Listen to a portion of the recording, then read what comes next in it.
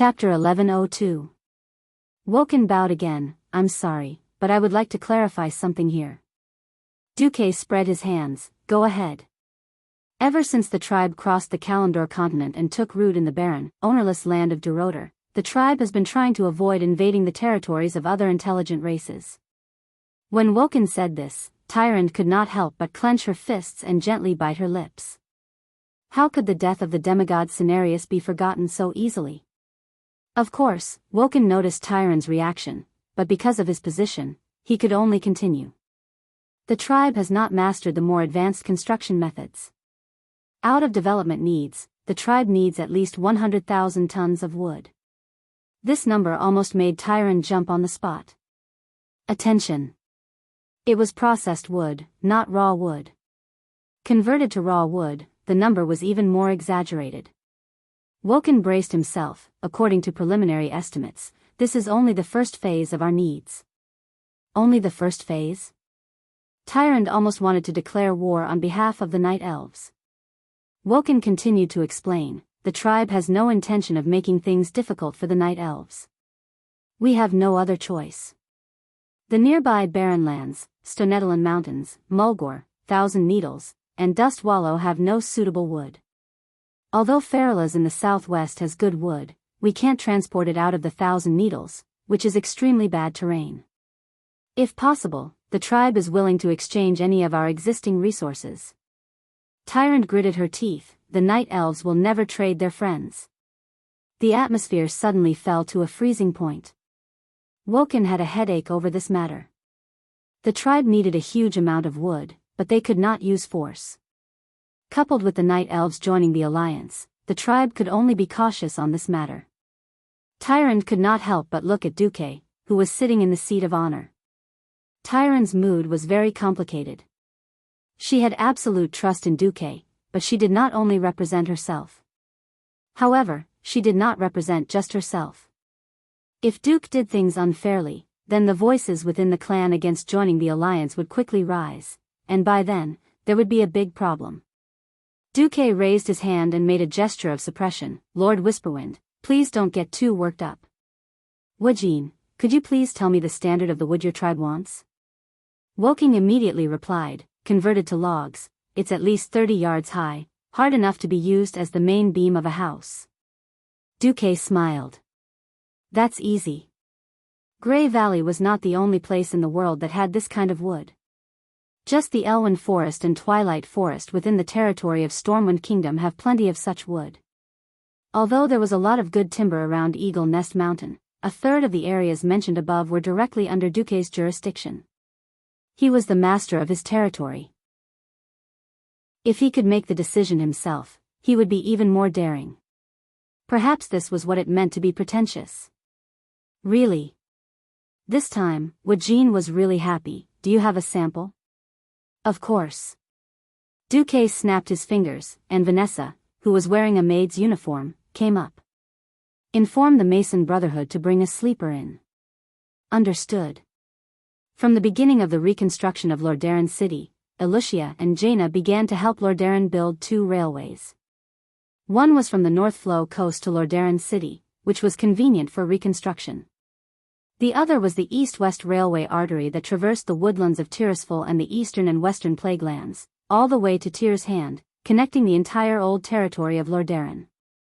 In the capital, there was no shortage of materials to build railways. Not long after, 8 big men came in carrying a train sleeper that had long been cut into square strips. Of course, it could not be ordinary goods that could be used as a sleeper. Moreover, the steam engines in this world were far worse than the steam engines in the industrial era before Duque crossed over. Because of the industrial level, iron and steel were still far from the standards that Duque wanted. As a result, the steam engines here were larger and heavier, and even the train tracks were twice as large as those on Earth. As a result, the requirements for the sleepers were also much higher. Woojin's eyes lit up when he saw this. He touched the wood, knocking here and there, then looked up. Can the Alliance guarantee that the wood sold to the Horde is of this quality? And can the Alliance really transport so much wood across the sea? Don't joke. As early as 4 years ago, the Alliance could already transport 100,000 troops and equipment across the sea to the Kalandor continent. It's really not difficult to transport 100,000 tons of wood. Duque smiled. As for the quality, I can also guarantee it here. Of course, there will be losses when transporting such a large amount of wood across the sea, and the price will inevitably need to be adjusted. What does the Alliance want from the Horde? What Jean asked. Ores. High-purity ores, mainly iron ore. Other rare ores are also needed, such as gold, mithril, true silver, thorium. When Duque said this, the eyes of the few dwarves next to him sparkled. Magni did not look like a king at all, and his mouth was actually drooling like a dog. Duque rolled his eyes at Magni. When Bulang saw this, he hurriedly pulled his big brother who had a blacksmith's soul to wake Magni up. Damn, don't affect the Alliance's image here, okay? If it weren't for the fact that you are the king of the Alliance and the Horde, I would definitely beat you up. What Jean thought for a moment. After all, the Horde was in urgent need of wood, so he nodded and agreed. Then the specific proportion and method of the transaction. Now that the Alliance has recognized the barren lands as the Horde's territory, and Dust Wallow Swamp is also under Theramore's control, then the transaction will be found near the border. As for the price and details of the transaction, we will let the people below discuss it. When two major forces negotiated, it was always the boss who set the tone, and the people below would grind out the details and the price. For the sake of insurance, Wajin proposed to go to the Elven Forest to see the goods. Duque agreed and welcomed Wajin to the Elven Forest as a guest. After sending Wajin away, Duque said, Your Majesty Proudmoore, the transaction with the Horde will be handed over to you. Jaina nodded. Is there anything I need to pay attention to? First of all, we must be fair, whether it is price, quantity, or quality. We agreed to give 10,000 tons of high-quality wood, not one less. For the Horde, the difference in the content of ores must not exceed 5%. Sal is a fair guy, as long as we are strict enough, they will do the same. Jaina's heart was a little cold. If the requirements were so high, then at least 10,000 tons at a time, in order to avoid loss, at least 13,000 tons would be safe. This way, the transportation costs would obviously skyrocket. Chapter 1103. Then, those who are interested in the ores can pay Kultiras to build an ironworks in Theramore. The ores can be melted into metal ingots and shipped back. When Duque said this, Magni's eyes lit up. First of all, this would greatly reduce the pressure on transportation. At the same time, it would open the door for the Steel Stove Fort to join in. Secondly, developing mining in Theramore would give Theramore an industrial base. This made Theramore's position even more prominent. Jaina was very happy about this. After all, no matter how Kultiras rebuilt his land, he could only rely on shipping due to his geographical location. But Theramore was different. Duque's next words made the Alliance powerhouses understand what it meant to reveal the dagger. The broken roads in Dust Wallow Swamp are not suitable for transportation.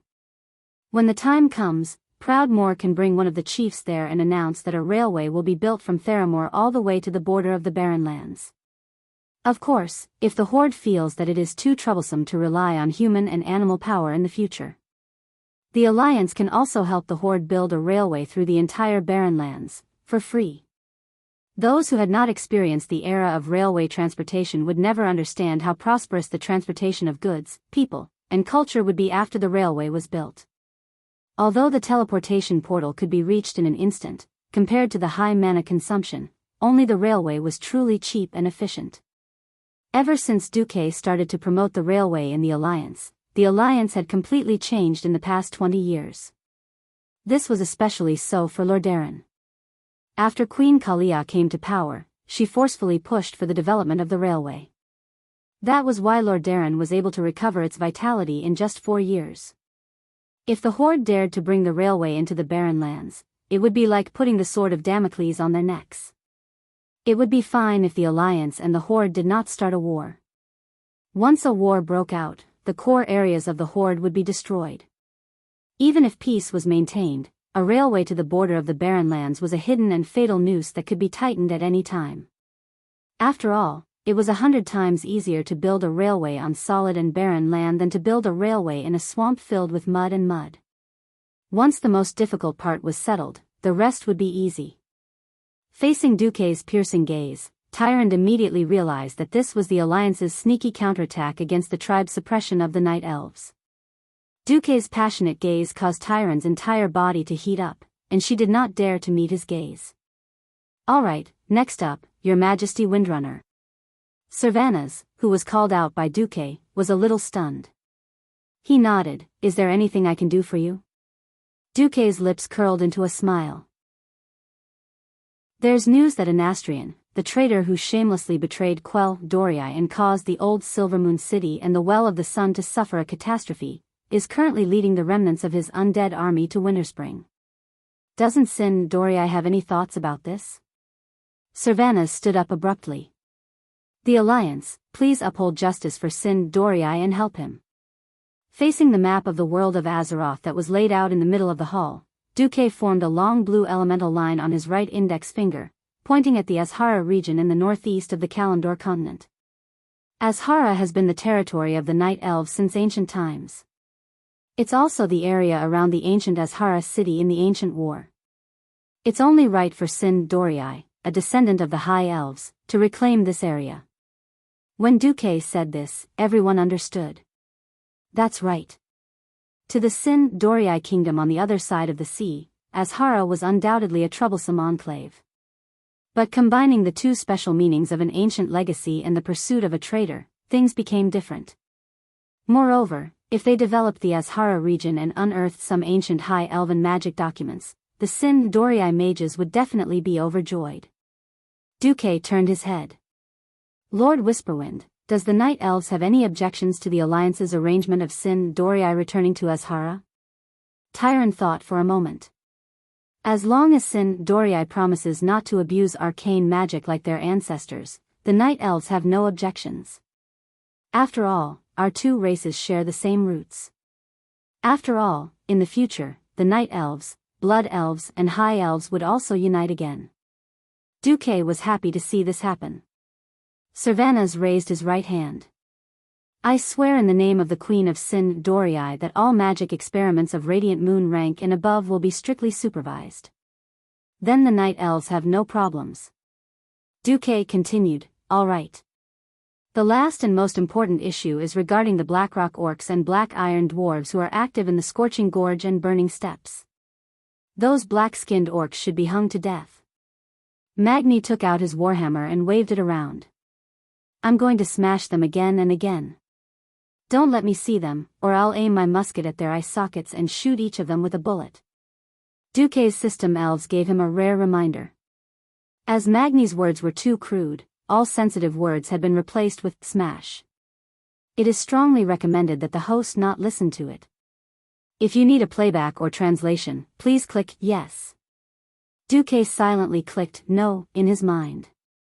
The Dwarven War of the Three Hammers had passed many years ago.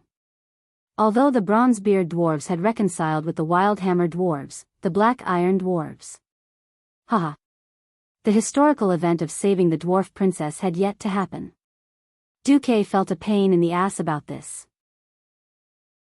He thought back to when he had accepted a quest in the game to save Magni's precious daughter, Princess Moira Bronzebeard.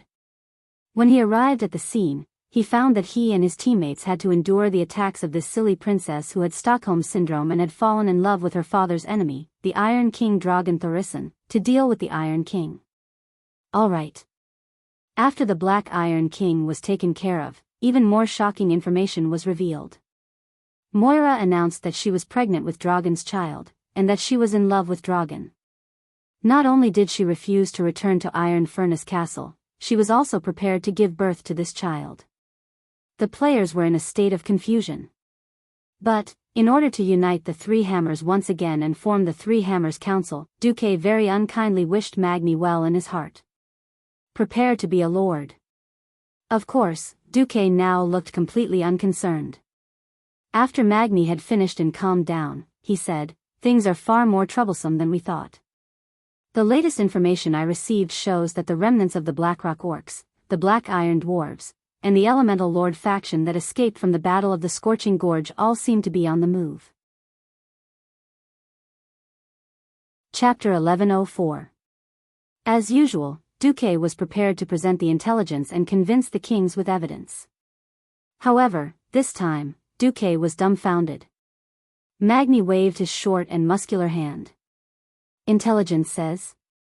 Please, I've known you for 20 years, Duque. Anything you emphasize is definitely not a good thing. This stupid world was almost destroyed for the third time. Even if you tell me that the fourth apocalypse is coming, I won't be surprised at all. Just tell me, who is the boss of the enemy this time? How far do we have to go? Tell us, and we'll do it. The dwarves like to ignore the process and go straight to the result. The dwarves were known for being rough and direct. He didn't expect the other kings and bosses to all nod in agreement. The great craftsman Jurban wiped his small round glasses with a cloth and absent-mindedly agreed. Yes. Duque, just say it. Is it a local war or an all-out war? Tell us, let us have an idea, and it'll be easier to prepare firearms. Just give us a copy of your intelligence and speech, and we'll use it to fool the people below us. Yes. My Storm Warhammer is thirsting for it. Kudrin was also heckling. All of a sudden, the dwarves who needed to be convinced all raised their hands and feet and voted in favor. Duque's mouth turned into an O shape. He suddenly realized that the speech he prepared was useless. Looking around, his own queen didn't need to be convinced. They had already started to mobilize. The Dalajan's boss was Ronan, and he would definitely follow Duque's lead. Duque himself was the representative of Stormwind this time. All right, it's a unanimous vote. Duque didn't argue anymore. He directly walked to the military map, pressed his hands on the edge of the map table, and leaned forward. It was a posture like a tiger's roar. There are two factions of enemies. One is the remnants of the Black Dragons, Prince Nefarian and Princess Onyxia. Right now, Nefarian is controlling the Blackrock Orcs and a large number of Draconians occupying the upper and lower levels of the Blackrock Tower. The other faction is... Duque raised his right hand with his palm facing the sky.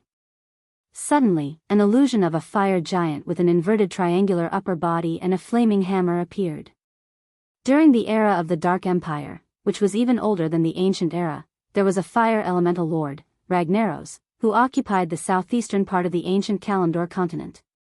He single-handedly turned the ancient Redridge Mountains into the burning steppes of today. Damn it. It was this guy. Was it finally going to wake up? All right, if that's the case, we, the Bronzebeard dwarves, will take responsibility. Magni stood up abruptly. Kudrin had the same reaction, count the Wildhammer dwarves in. At the end of the day, it was all because of the War of the Three Hammers that Ragnaros, who followed the ancient gods, appeared in this world. Emperor Thorison had lost, but he wanted to rely on summoning to make a comeback, which resulted in him summoning the Flame Demon King. Not only did he die, even his Dark Iron dwarves had become slaves. Duque said loudly, in fact, Ragnaros showed signs of recovery in the final battle of the Second Dark Portal. At that time, the fire elemental giant Baron Geddon appeared. I think everyone still has an impression of him. The big shots of the Alliance who had experienced the Second Dark Portal nodded. So, our worst-case scenario is that the Black Dragons and the Fire Elementals attack us at the same time. Queen Sylvanas said, can't we let the Dragon Sleep Temple deal with the Black Dragons? It would have been better if Queen Sylvanas hadn't mentioned it, but after she did, Duque was also angry. As one of the witnesses of history, he finally knew why the Black Dragons were so arrogant that no dragon came to deal with them. In fact, after I returned from the River of Time, I went to find Nozdormu and also to the Dragon Sleep Temple. Everyone, do you know why there was no news of the Burning Legion on planet Azeroth after the death of Archimonde, one of their two commanders? It can't be that they were afraid, right? Kalia said. Duque sighed. Of course not. The Burning Legion relied on the fact that as long as the demons didn't die in the twisting nether, they could resurrect indefinitely. Now, there are over 10,000 demons coming to the atmosphere of planet Azeroth every day to cause trouble. Anyway, the 4 major dragon races are very busy now. Atmosphere? Are you referring to above the clouds? Kudrin asked. You can say that. The atmosphere also includes low-level clouds, but the place where the dragons and demons fight is higher, where there is no air. Can we only rely on the power of us mortals? Ronan touched his beard. Duque corrected. If it was the Blackrock orcs and the Iron Dwarves, then the mortal army can still deal with them. But the most important thing now is to organize an elite team of extraordinaires to go deep into the Blackrock mountain called the Molten Core and deal with the Fire Elemental King inside. If possible, we can deal with Nefarian at the top of the Blackrock Tower. You seem to have missed a target? Jaina frowned. Duque smiled. No. I didn't miss it. The next plan is the key. At the beginning of January, the Alliance Conference came up with a series of new policies. It involved various aspects. Diplomatically, the Night Elves joined the Alliance and reached an agreement with the Horde. Militarily, the Alliance announced that in May and October, to commemorate the 20th anniversary of the Alliance, there would be a military parade in Stormwind City, which was the center of the first war against the Dark Portal, and Lordaeron, which established the Alliance. In terms of internal affairs, apart from a package of policies aimed at strengthening trade and cultural exchanges within the Alliance, the most attractive thing was that from February onwards, a grand festival would be held almost every other month to celebrate the 20th anniversary. February 14th, Valentine's Day. May 7th, Children's Week. June 21st, Midsummer Day. September 20th, Brewfest. When the news spread, the entire Eastern Kingdom was in an uproar as the people spread the news. It was no wonder that the people reacted so enthusiastically. After all, the Eastern Kingdom had been in turmoil for the past 20 years. The 3 wars against the Dark Portal basically plowed the entire Eastern Kingdom back and forth. Many people fled from Stormwind to Lordaeron, and from Lordaeron back to Stormwind, crossing 2 continents in a single round trip. Especially Arthas' inhumane undead legion, it sent chills down the spine of the people. Although the Scourge army had been completely wiped out from Lordaeron, the occasional massacre of villages by the followers of the Church of the Damned still served as a disguised reminder to the people of the terrifying existence. Until now, many people were still worried about the return of the Lich King.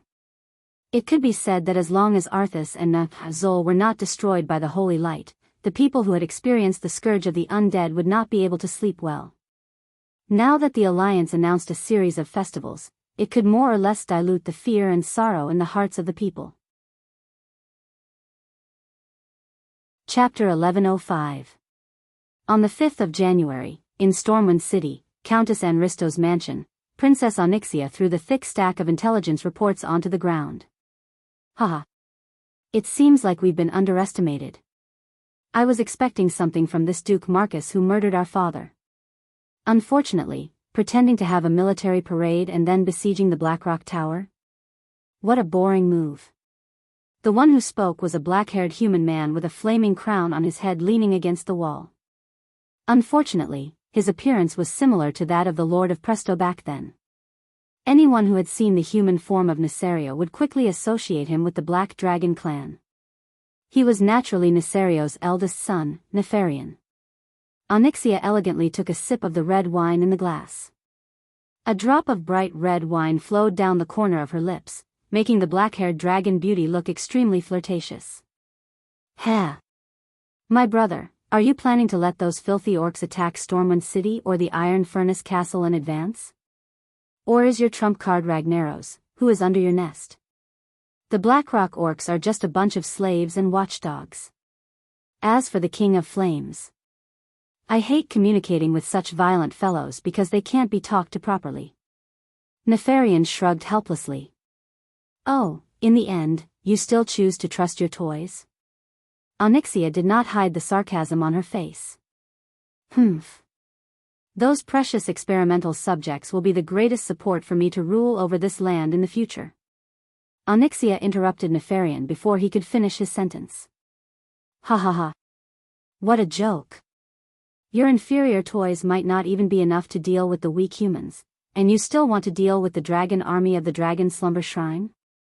Nefarian's face turned green. Stupid sister. You don't understand the greatness of science. Instead, you've been staying in the human territory. Aren't you afraid of being discovered and surrounded?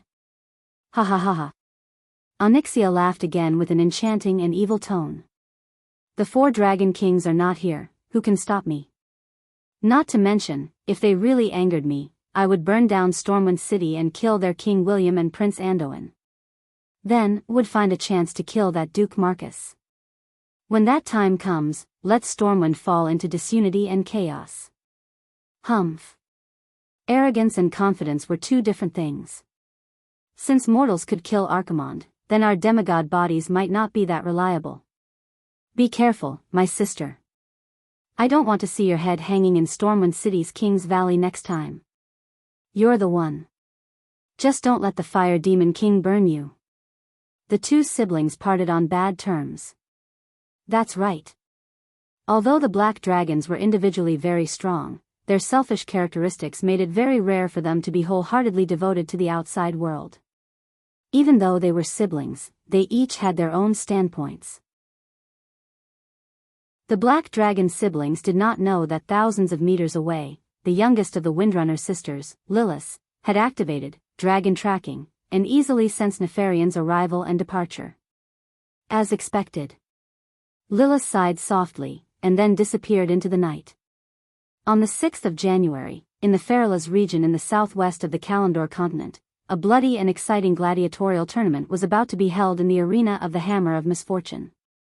Unlike the original history, the gladiatorial tournament had disappeared from the Eastern Kingdom because of the destruction of the Lordaeron Kingdom. But now, because of Queen Kalia's benevolence, she hated this kind of cruel and bloody killing, and cancelled the gladiatorial tournament in the Eastern Kingdom. Where there was demand, there would be a market. Perhaps it was because after the Second Battle of the Dark Portal, the orcs had been slaves for more than 10 years that the gladiatorial tournament became popular among the orcs. Slaves from all over the world were sent to the Hammer of Misfortune in Feralas. They were forced to duel with each other, or fight against all kinds of dangerous creatures. Of course, there were also orcs who boasted of their bravery who volunteered to participate in the gladiatorial tournament. This was the only chance for them to legally kill humans in an environment where their chief, Sal, strictly forbade harming people from the Alliance. Similarly, investors from all over the world who pursued excitement traveled thousands of miles, and even crossed the ocean to come here, just to watch the most exciting gladiatorial tournament. On this day, at the highest level of the Hammer of Misfortune's arena, there was a new pair of guests in the VIP suite named Dawn. One had to know that this was not an ordinary VIP suite. Just the cost of the suite for a day was as high as 10,000 Arather gold coins. When the mysterious owner of the Hammer of Misfortune first set up this suite, he did not expect anyone to be so rich that they could afford the astronomical amount of 10,000 Arather gold coins a day.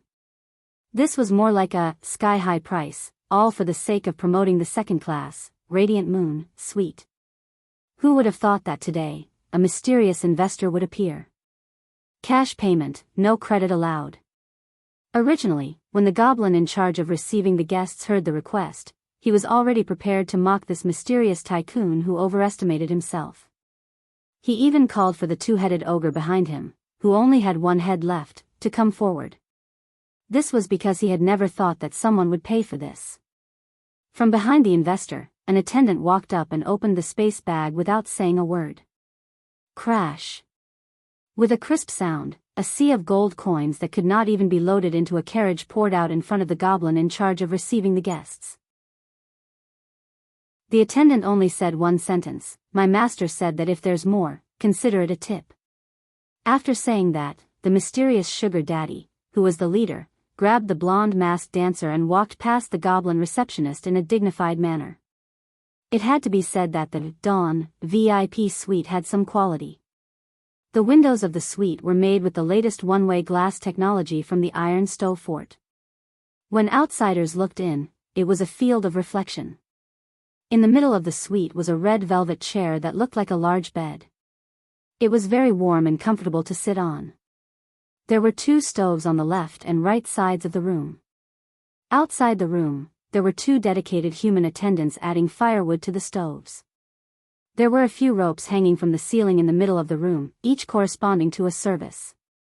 With a pull, a specific bell would ring, and dedicated attendants would immediately come in to serve the guests. The suite was divided into 2 entrances. The one near the arena was naturally for the distinguished guests. Outside was the lounge for the guards and maids that the guests had brought. Just as he entered the suite and lay down on the chair, the mysterious investor cast a spell to isolate himself from the outside world, and then revealed his true appearance. Yes, he was Duque. Yo, Jaina, since the main character hasn't appeared yet, do you want to practice alchemy with your master? Chapter 1106. Jaina had already become good friends with Alicia, so of course, Jaina knew what human alchemy was and what ORZ posture was. They were all the same thing. Duque, you bastard. You told me that you have official business that concerns the future of the Alliance. That's why I put down Theramore and came with you, but you tell me this the moment you arrive? Jaina seemed to be angry as she removed her veil. That's right. Isn't it related to the future of the Alliance that we're here to see how William is doing? Aren't you very close to him? We came early, and he hasn't gone on stage yet. We're afraid that we'll miss the show if we're too late. Am I to blame? Duque spread his palms and changed the topic. Speaking of which, alchemy. Jaina's expression changed instantly. She was born a princess and had received the strictest etiquette education since she was young.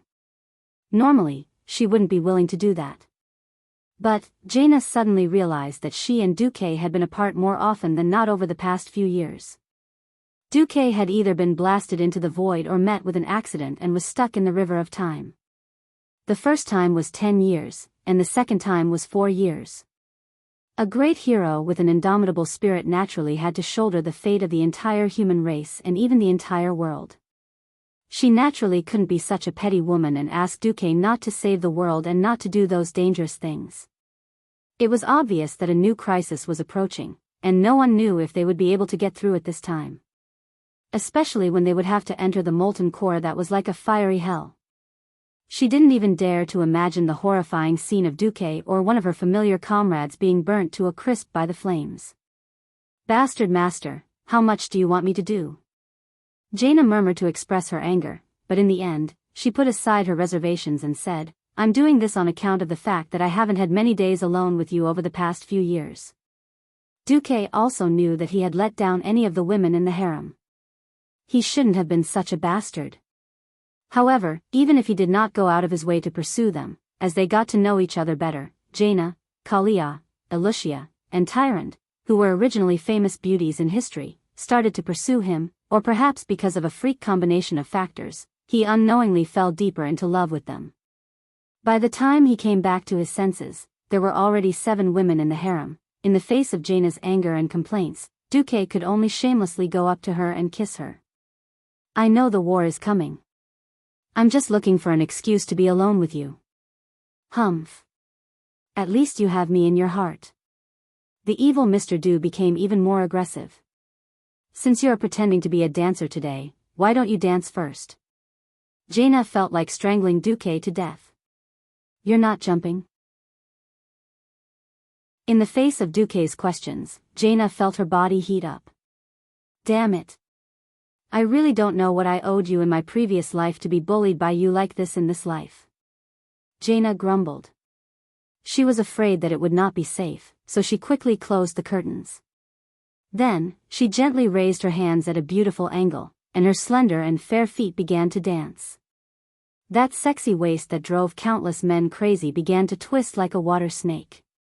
Mr. Du's mouth began to dry up. Half an hour later, the voice of the MC sounded. Ladies and gentlemen, today, we will welcome an earth-shattering battle that can be called the Battle of the Century. The 2 sides are the challengers, the Night Elf Druid Brawl Baremantle, the High Elf Thief Valilla Sagunner, and the dual sword-wielding warrior, unnamed. Their opponent is the defending champion of the Hammer of Misfortune. Over here, Duque, are you not done yet? The battle is about to start. Alchemy is just a little bit away, wait. I'll be done soon. Duque's godly sword flashed, and the light of his sword flashed as he attacked Jaina. Boo-hoo! A few minutes later, Jaina, who had finally completed the alchemy ritual, quickly tidied up her clothes. However, she realized that she did not even have the strength to stand up. She could only lean against Duque on the recliner and look into the arena. One had to admit that the design of this super VIP room was really great. In the VIP room on the 5th floor, one could see everything in the arena from the recliner and look down through the floor-to-ceiling glass. Coupled with the room's field of vision magnification, one's field of vision could be magnified by up to 10 times as long as one pointed at a certain place. Enjoying the embrace of her lover from behind, Jaina suddenly felt a warm sense of happiness and security. Looking at the 6 people in the arena, Jaina could not help but look at the black-haired young warrior with a scar on his face. Jaina and William had known each other for a long time. It was the first year of the Dark Portal, and Stormwind City had just fallen. Due to their age, William, who was a few years younger than her, preferred to follow Arthas, who was like an adult, and was only acquainted with her. At that time, although William pretended to be strong, there was still a hint of weakness and fear in his bones. Now, this impression was completely subverted. It was still the same familiar facial contour, but the delicate face that used to be like a little fresh meat had become more defined and defined during these days of life and death. The scar on his face, which was said to have been caused by lightning in the arena, added to his manly charm. There was also his beastly, wolf-like eyes. Just looking into them would make one feel as if they would be torn into pieces in the next moment. Ah. I seem to understand why you didn't rescue William directly, and instead wanted him to continue his training. I know. I'm a considerate elder. Duque played with Jaina's Mount Hyjal fondly. Hey, master, aren't you afraid that William will really slip up and get killed? Duque stopped and hugged Jaina's waist instead. I'm afraid. But I'm more afraid that William will grow into a useless person. In this increasingly chaotic era, every kingdom needed a wise leader. A useless king would only lead a kingdom to destruction. Moreover, I've seen fragments of William's future in the river of time. Is fate unchangeable? Jaina's voice was almost a whisper. No. Fate has changed a lot, and it will change any time in the future. But I have to take the gamble. Only then will I be worthy of His Majesty Lang Rin's nurturing and trust. Just like how I treated you in the beginning, I know that His Majesty Daylin only wants you to be a good duchess or queen, but I feel that it would be a great waste of your talent and ability. So I didn't treat you like a canary in a cage, and instead sent you out to Theramore. Look, aren't you living a very fulfilling life now? Thank you, Duque, I love you. Jaina stretched her neck and turned her head to give Duque a passionate kiss. Chapter 1107. In the arena, the battle had begun. To the public, William, who was a nameless person, was the first to launch a charge at the defending champion. William's charge was very unique.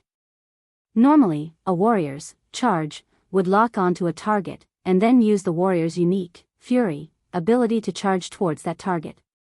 However, halfway through his charge, William used his extraordinary senses to detect the orc sword sage who was in a state of stealth. He immediately switched to intercept and charged towards him. Bam! It was a clash of flesh against flesh, and strength against strength.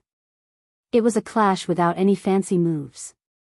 William, who was waving his swords, not only knocked the orc sword sage out of stealth, but he also used hamstring break in one go. Well done. During the days that William had been a slave gladiator, his fellow gladiator partner, the high elf bandit Valilla Sagunnar, suddenly jumped out of stealth. She raised her hands, and the 2 daggers in her hands that emitted a scarlet aura were already waving at the back of the orc shaman who was the healer at a speed that was hard to see with the naked eye.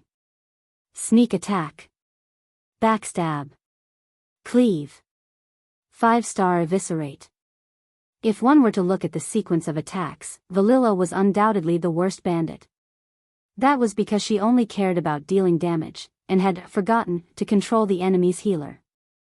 If one were to consider her shocking attack frequency of 5 skills in a second, as well as her extremely efficient use of energy, that was impossible for ordinary bandits, it was not difficult to understand her choice. While William was still fighting with the sword sage, while their druid bearskin was still transforming into a bear and fighting with the opponent's warrior, the defending champion's healer, the shaman, was already dead on the ground in just 3 seconds. Baylor. Baylor. Healer. I need. The orc sword sage was suffering from William's suppression. He had seen powerful warriors, as well as warriors who were fast and agile, but he had never seen a powerhouse like William, who had such a perfect combination of strength, speed, and agility. William brandished his swords and created a sword net that resembled a torrential storm. He had the insane speed of a violent warrior and the dexterity of a weapon warrior. What was more frightening was that the sword sage realized that William's parrying skills were equally proficient in the few times he counterattacked. The sword sage was on the verge of breaking down. He realized that he was dealing with a super monster that was proficient in all 3 elements: berserk, weapon, and defense. However, this monster had a stronger fighting spirit than the orcs. Unsurprisingly, the beastman's sword saint only lived 2 seconds longer than his shaman companion before following in his companion's footsteps. Ashes to ashes, dust to dust. Valera firmly believed that William would be able to kill the sword sage. Hence, after dealing with the shaman, she dashed towards the remaining orc warrior. Unexpectedly, Brol Bearmantle, a druid who specialized in the wild, was suppressed by the orc warrior. The orc's blood-red battle axe had some kind of evil special effect that absorbed the enemy's life force. The sharp axe would always be able to break through the tough skin of the druid who had turned into a bear, and cause considerable damage to Brol. The orc warrior realized that he couldn't catch up to William and Valera, so he killed Brol with a series of moves. After Valera became invisible, she activated sprint, and dashed over, using sneak attack, on the orc warrior. However, the effect wasn't very good. The opponent was immune to a large number of control skills in his berserk state. What was worse was that the opponent switched positions in the next instant, and continued to chase after Brol while activating Counter Storm. This made Valera feel like a mouse trying to pull a tortoise. I'll do it. At this moment, William descended from the sky like a god. He used a gorgeous leap slash to teach the orc warrior a lesson. The orc warrior, who couldn't take the opportunity to kill Brol in an instant, was forced to a dead end in a 3-on-1 situation. As expected, when Valera used the 5-star kidney strike and stabbed the orc warrior in the back, the orc warrior's body was instantly destroyed. Oh! That was a kidney. A man's most important internal organ. Just like that, the orc warrior was torn into pieces by the bloody and brutal Valera. Of course, there was no need to mourn for this. Just as the orc warrior was paralyzed on the spot from the pain and paralysis, William's 2 longswords formed a cross and pierced the arteries and veins in the orc's neck. In the next second, he waved his 2 swords, and a green head the size of a basket flew into the sky. The battle was over. The MC's roar reverberated through the entire arena through a sound amplification spell. A new champion has been born. Let us congratulate them. Now, this black-haired young man has led his team to become the champion of the Hammer of Doom Arena. He has obtained the great title of Ghost Wolf. That's right. This nameless human powerhouse, from this moment onwards, his name is the Great Lagash. Lagash. Lagash. Lagash. The audience went crazy, especially those who had bet on William's team, who had won. They held on to the tickets in their hands tightly, waved their fists, and screamed. In the VIP room, Jaina looked surprised. Oh! The title of Ghost Wolf. This time, William is going to be famous all over the world. Duque hugged Jaina, and smiled. In the past, the current chief of the tribe, Thrall, was also a famous champion gladiator in Lordaeron. Now, William has also obtained the title of champion gladiator. Don't you think it's very funny? Hey! Duque, why do you have to groom William? It's actually quite good for you to be the leader of the alliance. Jaina asked a question that had been hidden in her heart for a long time. Duque shook his head. I groom William, just like how Lothar groomed me. There is no conflict between us. I have wisdom, foresight, and powerful magic power. However, I still lack faith, a strong spirit, and willpower. This is what I've been through. Furthermore, I don't know when I'll be forced to leave again. Don't you think that the alliance needs double insurance? Jaina stopped talking, and gently rubbed her smooth face against Duque's. Duque sighed in his heart. This couldn't be helped. This was inseparable from his experience of learning about animals before he was 20 years old. A good young man who had accepted materialism really couldn't accept idealism. He would never be able to have such a pure spirit of chivalry like the natives of Azeroth, nor would he run to believe in gods. The alliance needed at least 2 flags. One was practical, and the other was spiritual. Duque at least hoped that William would become a benchmark for the spirit of chivalry after he grew up. Chapter 1108. We've won. Haha. Vala put her arm around William's shoulder without hesitation, happily drinking the wine that they normally wouldn't see. That was a fine High Elves wine from the Quell, the Lacera. Now that Sin Dorii was being rebuilt, the supply of all luxury goods was suspended, so this fine wine called Sadira could be said to be a rare treasure. We're the champions. Brawl was also very excited. He raised a large cup of nectar. Ever since he had been imprisoned as a gladiator slave, he had not tasted anything that fit the teachings of the Druids for a long time. Every day, it was either hard black bread that could knock one's teeth off, or barbecued meat that tasted barbaric. Yes. It was leftovers from the previous night. Now that they were the champions, their damned master, Ryga, was finally treating them better. Yo, John Doe. Oh, no, we should call you Rogosh now. My dear Rogosh, why are you still so sad? Is it because we haven't regained our freedom? Vala comforted William. It's okay. Ryga may be a bastard, but at least he supports us in making money. If we can defend our title in the next tournament, we'll have enough money to redeem ourselves. Yes, that's right. Brawl also comforted William. He even tugged on the kryptonite collar around his neck that symbolized his status as a slave. Their current master, Ryga Earthfury, was born in Draenor. When he was young, his clan was wiped out by the ogres during the war. Ryga was captured and trained as a warrior. As a powerful warrior, Ryga and the Orc army passed through the Black Gate and participated in the invasion of Azeroth. He was eventually captured. After escaping from the captive camp, he became a gladiator, and after earning money to redeem himself, he became a slave owner. He used his savings to purchase an orc warrior from the Blackrock clan, Blood-Eye Redfist, a night elf druid, Brawl Baremantle, and theoretically a blood elf thief, Valilla Sanguiner.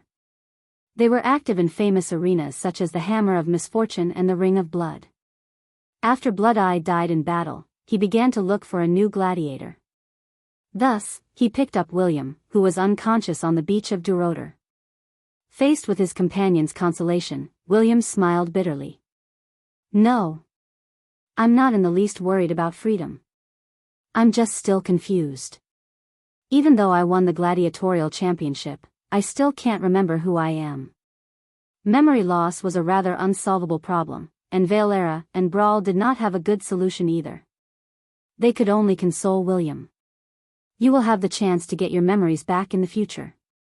At the same time, Ryga Earthfury was reveling in his private room. Ha ha ha. Money. So much money. I knew that they would become my cash cow. Ha ha ha ha.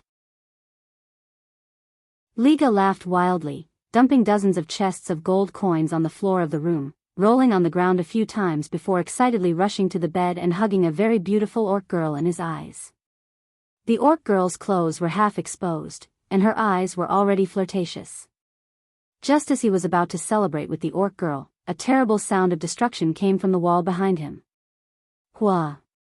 It wasn't a loud sound, but the wall behind him was suddenly blasted open by the flames, and a 4-meter-tall, 3-meter-wide door appeared. It wasn't an explosion, but an ultra-high-temperature flame that instantly burned the wall made of hard granite into ashes. Only dust and some glass-like melts were left on the ground. A beautiful black-haired female thief and an equally beautiful radiant moon elven wizard entered. They were obviously very powerful, but they wore maid uniforms and walked through the door first.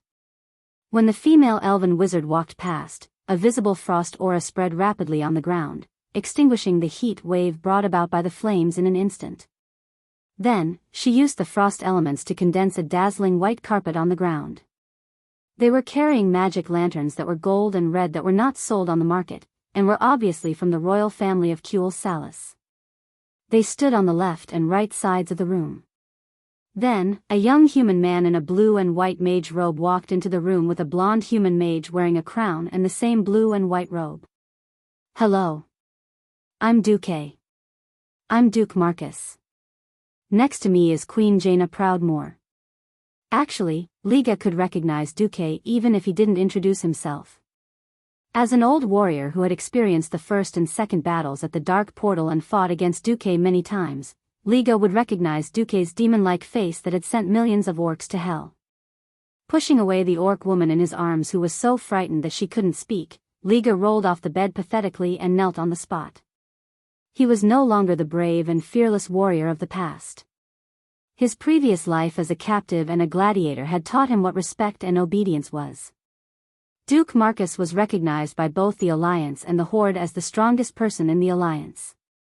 He was the commander of the Alliance, the Storm Duke, and a man with power that could overturn the world. Why would such a man come here to find a small slave master like him? At this thought, Liga suddenly remembered the amnesiac young warrior who had just made a lot of money for him. "Do you know who you've imprisoned and used as a slave gladiator?" I don't know."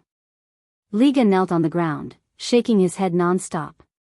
He had guessed a little, but he definitely couldn't admit it, because once he did, he would definitely die. "Garrosh is the king of the Stormwind Kingdom, Varian Rin, whom I serve." As the angry voice fell, Liga was sent flying by a powerful arcane impact, and he was imprinted on the wall. The surging bluish-purple magic was like a solid substance, suppressing him as if it wanted to press his whole body into the granite wall. "No. Spare me. Spare me." Liga was in a difficult situation. He never would have thought that his money tree was a big pit. He had actually picked up a king to be his slave. It was fine if he was a slave. If he hadn't been discovered and was secretly sent back, it would have been a great achievement. Now everything was over. The strongest mortal in the world, Duke Marcus, had come to find him. Liga was so scared that he almost *T himself. Just when he thought he was going to die for sure, the magic that was pouring into his body suddenly disappeared. Duque's voice rang in his ears again, "You should go to hell without a doubt. But seeing that you've made Varian grow to my surprise, I'll give you one last chance. I need you to put on a show for me." Chapter 1109. As the owner of the arena, he naturally hoped that the gladiatorial matches would not stop throughout the year, but it was obvious that this was impossible. Rich people could not possibly stay here 365 days a year. Similarly, gladiators would also have injuries and need to rest. Magic could temporarily heal wounds, but it was impossible to replenish lost blood or repair deeper injuries. Most wounds could only be healed with time. Staying in a place like Ferla's that was filled with blood and violence would only prevent the gladiators from getting enough rest. Hence, according to the rules of the Hammer of Misfortune, the remaining gladiators would be sent somewhere to recuperate after the final gladiator champions emerged every winter. As a famous slave owner of the arena, Liga was very close to the Torrens of Thunder Cliff. Hence, after this season's gladiatorial matches ended, he would send his victorious teams to Thunder Cliff as usual. These are magic shackles. Apart from preventing you from leaving the carriage, you can maintain a certain amount of freedom, Liga instructed before he left. In the spacious carriage, William, Valilla, and Brawl could get almost any delicacy they wanted. During the journey, as long as they had a request, they just had to instruct the escorts, and someone would rush over to fulfill it.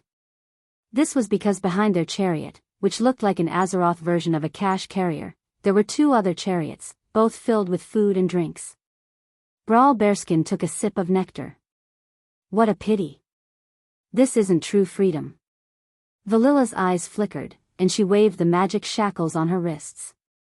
Liga won't give us a chance. These are top-grade magic shackles. Unless the 2 legendary Breaking Dawn archmages, Duque and Ronan, ordinary Radiant Moon wizards can't break them by force. Sigh, we're his cash cow. Let's think about how we're going to defend our title next year. Duque? William shuddered when he heard this name. He felt an inexplicable sense of familiarity. He raised his head abruptly. Valera, say the names of those 2 Breaking Dawn wizards again. Ronan. No. The former one. William was extremely nervous. Duque. The strongest human wizard, Breaking Dawn Archmage Duke Marcus. What's wrong? Lagash? Heavens. I remember this name. That's right. I have a very deep impression of this name. Varian covered his head with both hands. Of course, we all have an impression of him because he was a legendary hero and commander of the Alliance, even though he went missing. Brohl said. No, the latest news is that he has just returned, at the end of December. As a thief, Valera's ears were sharper, but I don't think Duque's return will affect our fate in any way, so I didn't say anything. Brawl nodded in agreement at Valera's words. No. That's not it. That Duque and I aren't strangers who look up to each other but don't know each other. My heart told me that I knew him. I have a very close relationship with Duke Marcus. That's right. He was above his friends. Oh, my son's Christian name is also Duque. Wait a minute. My son? I have a son. The throbbing that came from the deepest part of his soul triggered a certain nerve in William. He was like a traveler who was about to die of thirst in the desert, suddenly grasping his last hope. That was an oasis in his soul that could save him. Even after so many years of hard work as a gladiator, the battles between life and death did not destroy him, was because William longed to be able to recover his memories and find his life. This was the only pillar of support he had when he was in the most pain and lost. Now, it was as if he had unraveled the fog and found his direction. How could William not be overjoyed? You have a son. Valera and Brawl were shocked at the same time, then overjoyed. Have you recovered your memories? Valera asked in surprise. No, William was at a loss again, but his intuition, which had been honed from countless battles in the gladiator arena, felt that his judgment was not wrong. I didn't recall everything, but I feel that after I find that Duke Marcus, I will remember more things. It's not difficult to find him. He's the Grand Duke of Stormwind. Valera was only halfway through her sentence when William was touched again. Stormwind City? Yes. I remember something again. I remember Stormwind City. It's a city of alternating blue and white. My God. Tell me about Stormwind City. Night Elf Brawl was completely clueless about Stormwind City, but Valera was different. She could be considered a blood elf. After Arthas destroyed Kuel's Salus and polluted the Sun Well, she was ostracized by her people because she could barely belong to Prince Kael, that's faction. In addition, the entire Long Song Forest was in a mess. Valera, who had lost confidence in her hometown, began her wandering life, which was why she was caught and became a slave gladiator. Before that, if there were any major events in the High Elf Society that would not change for thousands of years, the biggest would be Duque seducing the Ranger General Aurelia. From then on, Duque, who was a human duke from the southernmost part of the continent, Stormwind, entered the sights of the High Elves. Valera knew a lot about Stormwind City. As she explained, William's eyes lit up. Then, the Iron Triangle of the Gladiator Arena decided on an escape plan. They were prepared to find a way to escape to the only human territory on this continent, Theramore. Finally, They would find a way to find a ship that was willing to ferry them back to Stormwind City. They waited for 4 whole days before they found an opportunity. The Farala's region could not directly reach Mogor's Thunder Cliff. The safer way was to go east through the Thousand Needles, then north to the southern part of the Barren Lands, and finally west to the peaceful and lush Mogor region. In the Thousand Needle Forest, Brawl thought of a way to attract a large pack of wolves, and very coincidentally, he also accidentally attracted an even more powerful rare elite wyvern, Hatras. While the guards were in chaos, William forcefully smashed the magical formation on the roof of the carriage with his sword despite the recoil of his magic. Fortunately, the magic formation had not been repaired for a long time, so the backlash was not too strong. Otherwise, William's right arm would have been blown off. On a stone pillar in the Thousand Needles that looked like a tall tower, Duke and Jaina quietly watched the trio who had snatched 3 horses and charged forward, killing their way through the forest and leaving a trail of blood behind them. "Why did you go through so much trouble?" Jaina asked. "Young people. Only when you fight for it with your life will you learn to cherish it." Chapter 11:10. Indeed. I can take William back directly and activate the next step of the plan to let William recover as soon as possible. If I can deal with the Black Dragon Princess, then the result will be that the great hero of the Alliance, Duke Marcus, has once again foiled the evil plot. Let's refresh my reputation that can't be upgraded. I've proven myself again, but what about Varian? Gianna was suddenly speechless. Yes. What about William? Perhaps from now on, William would become the cowardly person in the eyes of the people, the little king who couldn't even protect himself and needed the help of the older generation, Duque. The people might say, "Ah. At the crucial moment, Sir Marcus is still reliable." Then what? Would William, who was already in his 20s, once again play the role of the weak person who was protected under the wings of Duque and the other seniors? Duque continued to explain his point of view. History has proven to us time and time again that having a great teacher alone is not enough to produce a truly outstanding student. Take Arthas for example. Back then, he learned from Uther, the greatest paladin in the entire alliance. However, he, who had never experienced any setbacks and tribulations, was tempted by evil because of his stubbornness and prejudice. He made mistakes step by step, which led to the complete fall of his soul. At the end of the day, it was because he had never suffered before. His path had been too smooth. Gianna fell silent at the mention of Arthas. Gianna had once looked forward to meeting Arthas. But fate had missed them, so they were only childhood friends. Even so, Arthas's fall still touched her greatly. She chose to listen quietly. A person cannot be tempered by good times. Blindly protecting him is actually harming him and not really doing it for his own good. Duque sighed, facing the Calamity army that can expand its army infinitely. The foundation of the alliance is still too weak. It can't withstand any torment.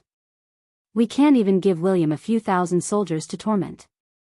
At most, we can let him feel the atmosphere of the battlefield. That's already the limit. I've secretly checked. William is now in a strange state where his soul is split, but his body is being duplicated and split into 2. It was rare that in this state, he could cast aside the aura of a king and experience life and death as an ordinary person. He could experience what friendship was, and he could taste the things that he could not learn while sitting on the throne. How could I possibly interrupt his growth? If he can recover, this rare gladiator experience will become one of the most precious treasures in his life. Valera and Brawl would also become his most capable helpers in overcoming the obstacles in the future. This is also the best training for William that I can do for Lang and Andoin. Duque's words shook Jaina to the core. She had never thought that Duque would put so much thought into it. It could be said that it was because of Anduin Lothar and Lang Rin's trust that Duque could rise like a comet and become the brightest star in the sky. Along the way, Duque, who had achieved success and almost controlled the entire alliance, did not abandon Stormwind, which had nurtured him. Instead, he used this roundabout method to nurture a better and more outstanding king for Stormwind. Putting oneself in someone else's shoes, one should repay kindness with kindness. Indeed, this is the Duque that I'm infatuated with. Jaina's heart was a little infatuated. Unfortunately, she and Duque were not the only ones here at the moment. Duque's words were not for her to hear. 5 meters behind Duque, a figure bowed to Duque and said, "I admire your foresight and effort, Grand Duke. I will convey your words to Regent for Dragon. Matthias Shaw, you just have to be careful not to let irrelevant people enter His Majesty Varian's trial field. Keep a distance of at least half a day from them, and pay special attention to Valilla Seguner. Her skills are not inferior to yours." Matthias was the head of Storm City's MI7, and the head of intelligence that had been deeply trusted by the Storm royal family ever since King Lang. This time, it was he who had been sent by Bolivar to oversee the affair. On the surface, he reported directly to Bolivar, but someone as smart as Matthias, of course, knew who the real boss of Storm City was. In front of Duque, he also knew that he could not become Duque's confidant, but he still meticulously completed every order from Duque. This was good for him, for Bolivar, and for Stormwind. After bowing his head and agreeing, Matthias' figure disappeared into thin air. "Gianna, enough is enough with your acting. No king wants to be deceived or fooled. Once William arrives at Theramore, or if the people we sent to follow him are discovered, show yourself and tell William the truth." "Understood." "And after that?" "After that, it's time to prepare the Valentine's Day plan." The Valentine's Day plan was, of course, a large-scale plan. If Duque did not say it, no one would have thought that Duque would do this. Of course, that was not Jaina's main point. Humph.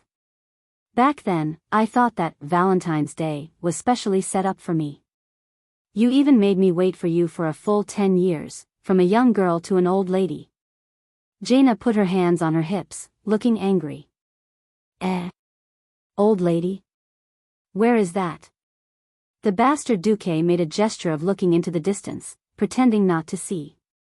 "There is only an eternal beauty around me, the 18-year-old Queen Kurtiras who will not age." "What old lady? I really don't see her." If Jaina was really the old princess who had waited for Duque for more than 10 years and became an auntie, Jaina would probably really flip out. Life was eternal, and age no longer had any meaning. With eternal life, one's appearance and body would be fixed at the peak of the human body at 18 years old. In the end, their appearance was getting older and older. In the past few years, Jaina and Alicia even had to secretly put on makeup to make themselves look more mature. Perhaps, this was also a kind of blissful worry. He did not know how to continue lying in the future, but for the time being, Duque's remedial measures still made Jaina unable to be angry. After a gentle kiss, Jaina left. It was mid-January, and more news began to spread within the borders of Stormwind. After nearly 2 weeks of discussion among the nobles finally launched a counterattack against Duke under the leadership of Countess Katrana and Risto after Duke's promotion of the feudal lord's power. After several meetings with King Varian, who was sitting in Stormwind Fortress like a fool, the muddle-headed King Varian suddenly announced that the nobles' fiefs were sacred and inviolable. If he wanted to weaken the power of the vassals, it would be a challenge to his and the entire human world's royal authority. He hoped that Duque would retract his decision, or else he would have to consider Duque's Grand Duke status. Chapter 11:11. This was like a stone that caused 1,000 ripples.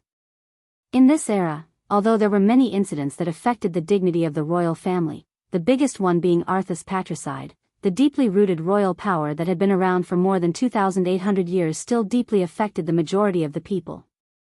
They blindly believed in the king, and firmly believed that it was right and proper for them to serve the king and his lord. Hence, the matter of righteousness and reputation was rather important. Back then, Lang and Andoin had discussed that if Duque wanted to establish his own country, they would allow Duque to do so. That was something that was only known to the small circle of the highest echelons of the kingdom. Later, when Lang died, the last words he left behind said that Duque had the right to dismiss the king. In the hearts of the people, this was more like a performance of Lang's fairness and modesty. No one thought about how people would react if Duque really fulfilled the terms. The people only knew how powerful their own Grand Duke Duque was, and all their pride was based on Stormwind. In the past 20 years, Duque and Lang had been intentionally or unintentionally made into a close monarch and subject. Duque was even described as the most loyal subject in the world. Although Duque had always been self-conscious, it still had a certain degree of restraint on Duque. This was the problem of image. Now that the current king, William, had made such a declaration, it was definitely disadvantageous to Duque. At the end of the day, Duque was still William's subject in name. If Duque said that he wanted to limit the power of the nobles, the king would say that he would not give it to them. Once a fight broke out, it would not be a blessing in Stormwind no matter what. At least in terms of public opinion, the direction of public opinion had become a little chaotic. In the secret room of Storm Fortress, Bolvar apologized to Duque profusely. I'm sorry, Duque. It's my fault. But I really can't think of any way to stop them from meeting His Majesty. His Majesty is also soft-hearted. I don't know why he suddenly agreed to make such a declaration. Sigh, I'll go and persuade His Majesty again. Duque grabbed Bolvar. There's no need to go. I don't care about what His Majesty does. As long as you don't have to worry about the grudge you have against me, I'll be happy. Grudge. Bolvar sat down dejectedly. All right, I have to admit that after you returned, I had some complaints about you in my heart. When the late king was assassinated, Lothar and I were the ones holding the fort. Of course, I know that you are trapped outside for the Alliance and even for this world, but I still feel a little uncomfortable. Yes, I'm sorry. I've been neglecting the development of Stormwind for the past few years. Duque sighed. Please forgive me. After you returned, I was angry with you. After all, I was thinking that if you were here, this wouldn't have happened. Now that I think about it, I was actually looking for excuses for my incompetence. Bolvar was still the same Bolvar who was hailed as the role model of a holy knight. Duque gently patted Bolvar on the shoulder. Everyone has their own strengths and weaknesses. Don't give yourself too much pressure. Anyway, now, the other King Varian has been found and ensured safe. Then, what do we do with the two kings now? Duque had a headache. The historical Varian split up and then merged back into one. There was a rather unscientific logic to it. The Princess of the Black Dragon's attack patterns were so diverse. How could he determine that it was a spell that could restore Varian's original appearance, and not the famous, deep breath? In reality, there wouldn't be such an eye-catching notification like, Onyxia took a deep breath. Who knew if it was a big breath of dragon breath or just a normal breath of turbid air? After all, Duque had only let the 4 dragon kings take the lead and finish off the wings of death the last time. Duque did not have the experience of fighting a demigod-level dragon. Many things could only be tried once. With the system's data, he would be able to make a more accurate judgment. Duque pondered for a while and finally said, "This is an evil spell. The fastest and most convenient way is to find the caster. Fortunately, we all know where she is. This is also the reason why I've been secretly carrying out that plan ever since I returned." Bolvar's eyes lit up, but then he thought of something. There's another problem. Regarding Her Majesty's declaration, Duque smiled mysteriously. To destroy it, one must first make it mad. During this period, as long as I don't die, you don't have to worry about me. Bolvar thought of the nobles who had gathered around the Princess of the Black Dragon like sharks that had smelled blood, and he couldn't help but grimace. On the 20th of January, Duque was summoned by King Varian to the Storm Fortress and engaged in a heated debate with the conservative nobles in front of the king. The topic revolved around the vassals' rights and duties, and even royal authority. Royal authority. Her Majesty's authority is bestowed by the heavens. It is sacred and inviolable. Her Majesty extends her authority according to the will of the heavens. The nobles are Her Majesty's arms and fingers, so the nobles' authority is sacred and inviolable. Countess Katrana sanctified the nobles' authority from the very beginning. Royal authority is not innate. Without Thoradin the Great's struggle 2,800 years ago, there would not be the Arathar Empire, and there would not be the Seven Kingdoms. Moreover, the Arathar Empire has already perished, as has the Stromgard Kingdom, one of the Seven Kingdoms. Duque retorted. That's because the heavens withdrew their blessings on these two kingdoms.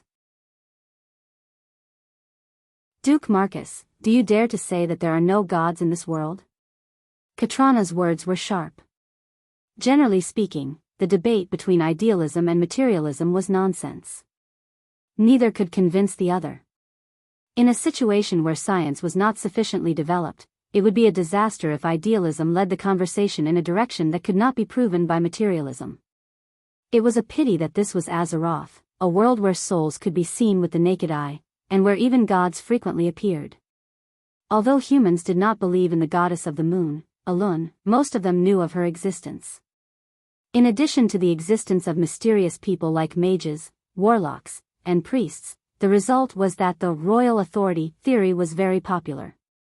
As soon as Katrana finished speaking, all the nobles, including the neutral knights, could not help but nod. Duque did not have any good ideas in the debate. He could only explain his position from the different demands of the new era nobles on the progress of society and the development of productivity. For example, the impact of banning the circulation of goods and increasing the circulation cost on society. Unfortunately, such things were believable, and everyone knew that it was right. However, breaking the chain of interests of the old interest groups was a huge matter that would make the nobles jump in anger. It's good that you, Duque, help us earn money. But if you take back the money that you give us every year, then you, Duque, will become our enemy. Moreover, that cowardly William was probably under mind control now. Whatever Duque said, William would always respond with a tortoise recite scriptures, and not listen. Chapter 11-12. In terms of combat, Duque could single-handedly wipe out all the nobles except for a certain princess. In terms of arguing, Duque was confident that he wouldn't lose to anyone on the other side. The most detestable thing in the world was that the referee was biased.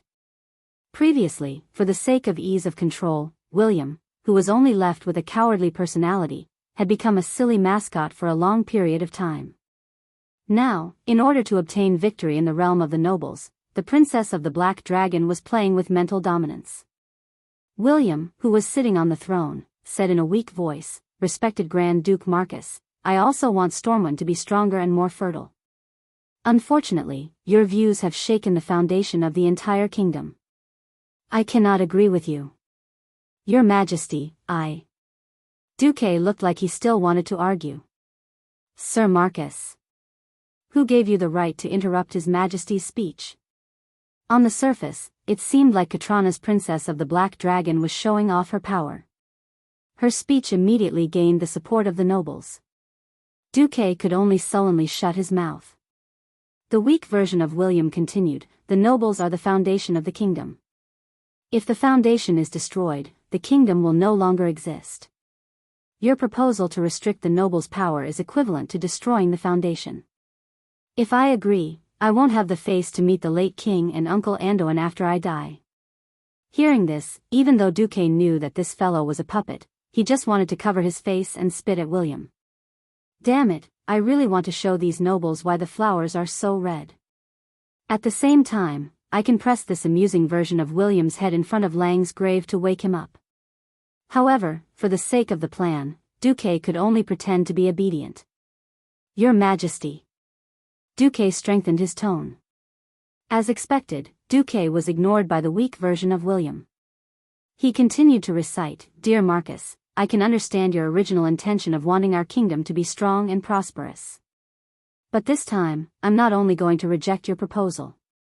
I'm also going to reduce your territory as a warning. Please forgive me, Duke Marcus.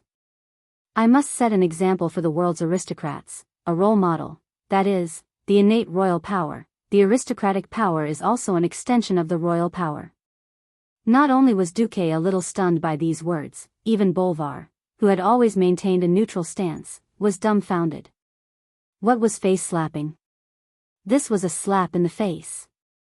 Generally speaking, as long as one did not commit treason, the king had no right to reduce the fief of his vassals. Now, Duque had proposed to reduce the power of the nobles, but Duque had raised this issue publicly during the annual meeting due to internal conflicts. Treason was definitely out of the question. If he were to reduce his title, it would be a little too much. Of course, the reason was also reasonable. More importantly, Bolvar knew that the timid William's mind was being manipulated, but he didn't dare to do so. For a moment even an honest man like Bolvar was on the point of flying off the handle. Duque's thoughts were also spinning rapidly. At his position, he was no different from a king. But as long as he still acknowledged his position as a vassal of the House of Rin, he would definitely be at an absolute disadvantage politically. No, it should be said that in a sense, even if he were to be reduced by 1 square meter, it would be a slap in the face. The key now was how big Onyxia's appetite was. If her appetite was small and only wanted to create Stormwind conflicts, she could let this puppet William announce that all of his fief would be reduced. This left Duque with 3 choices. First, he could expose her true colors and start a fight in Stormwind Fortress, just like in history. This would feel good, but the problem was that he would not be able to punish the nobles who supported her, as he lacked crucial evidence. Second, Duque could pinch his nose and accept it, but this would obviously be a huge blow to Duque's reputation. Third, Duque could rebel and declare independence. If Duque did not know that Cat Rana was the princess of the Black Dragons, he might have really done this. Doing so after knowing would definitely be the dumbest choice. If her appetite was average, she would only want William to symbolically reduce Duque's territory by 1 village. With this as a compromise, she would allow her forces to invade Duque's territory and seek a deeper infiltration. Of course, what Duque hoped the most was that the princess of the Black Dragons had a big appetite, as expected. William spoke. I announce that I will take back all of the Marcus family's territories in the Elven Forest and the Twilight Forest. Almost in an instant, all sorts of emotions appeared in the meeting hall of Stormwind Fortress. There was surprise. There was anger. There was confusion. There was confusion. But more than that, there was anticipation. The nobles waited for Duque's reaction to see how the great hero of the Alliance of Stormwind would react. Were the nobles afraid? Of course they were afraid. If Duque were to kill everyone here in a fit of rage, they would not even have a place to cry. But they were also looking forward to it, longing for it, hoping that if Duke would bow his head and continue to be a good vassal, obligingly providing more wealth to the kingdom for them to squander, that would be the best thing that could happen. The humanoid Onyxia shot a provocative look at Duque. That pair of eyes that were clearly overflowing with mockery and intimidation seemed to be telling Duque, if you do not want to become the public enemy of the nobles in human society, you should pinch your nose and accept it. Duque. The best actor Duque. His face was a perfect representation of how a reformer felt when he fell from the clouds of hope into the abyss of pain. Was it anger because he did not strive? Or was it sorrow because he could not get a response from his lord? Anyone could imagine that under that agitated and twitching face, there was a deep rift between him and his lord, William. In the end, Duque still lowered his head. Yes. Your Majesty. These 2 words seemed to be squeezed out from the gaps of his teeth. The meeting ended, and the news of Grand Duke Marcus being reduced in Stormwind spread like wildfire. It caused a tsunami in the alliance. The nobles of Stormwind were originally full of joy and thought that this victory would become a role model for the alliance. They thought that the nobles of various countries would jump out and impose heavy taxes on the trains that passed through their territories. However, there were no ripples. In particular, the queens of various countries publicly declared that if Stormwind treated Duque unfairly, they were willing to give a Grand Duke's territory in their kingdom to Duque. What made the nobles even more unprepared was that even though William, under the instructions of a certain dragon, had given all the confiscated territories to the nobles who had supported Duke as a reward for the political battle, their income didn't increase but declined instead. This was because overnight, all the trains stopped passing through their territories. All the train drivers, mainly the dwarves, went on strike and dismantled the locomotives in the name of maintenance. The originally rich daily necessities were all stopped, and all the luxury stores in Stormwind City that were related to the Marcus Merchant Guild refused to sell goods to the conservative nobles. What was worse was that rumors spread everywhere, saying that the nobles wanted to restore the right of the first night, and the cruel rule of reducing the citizens to serfs, which directly led to the citizens fleeing in large numbers. All of a sudden, the nobles were also at a loss. At this time, the old butler of the Marcus family, Makarov, came to visit Countess Anristo and handed her a letter. There was only one sentence in the letter: Valentine's Day, do you want to meet? Chapter 11:13. Dating? Before Du transmigrated, this was definitely the most ambiguous word in a certain social media app. But at this point in time, it had a very subtle and magical effect. As a black dragon who infiltrated the human world and mingled with the nobles, Onyxia was indeed a strange dragon with high political attributes. It was precisely because she knew that it was impossible to take away all of Duque's fiefs, that she set her sights on the power struggle from the start. The Marcus family's power in Stormwind was not without reason. Firstly, the Marcus family's territory was the largest, and secondly, the Marcus family had a frightening number of ways to make money, and the taxes from their territory only accounted for less than 1% of their total income. It would be too fake if a family that controlled almost all of the kingdom's economic lifelines did not retaliate. Duque's current approach was a classic example of a lose-lose situation. The nobles did indeed control all the railways leading to the Red Ridge Mountains, the Swamp of Sorrows, and the Cursed Land. They also claimed that if Duque did not yield, they would continue to raise taxes, from 100% tolls without limit. Duque simply did not allow the trains to pass through, nor did he allow any transport vehicles to enter the elven forest. After all, trains had been used in the forest for more than 15 years, and the cheap train transportation had long since destroyed all the traditional horse transportation industries. If not for the fact that the technology to shrink the steam engine had not yet matured, and there were no cars, perhaps even horse carriages would have to leave Stormwind. Currently, horse carriages were mostly responsible for secondary transportation. If they were suddenly asked to bear the heavy burden of long-distance transportation, the amount of transportation was simply a drop in the ocean. Duque's stopping of the train was undoubtedly a blow to the Marcus family's trade, but it also damaged the supplies to the Cursed Land's Overwatch stronghold.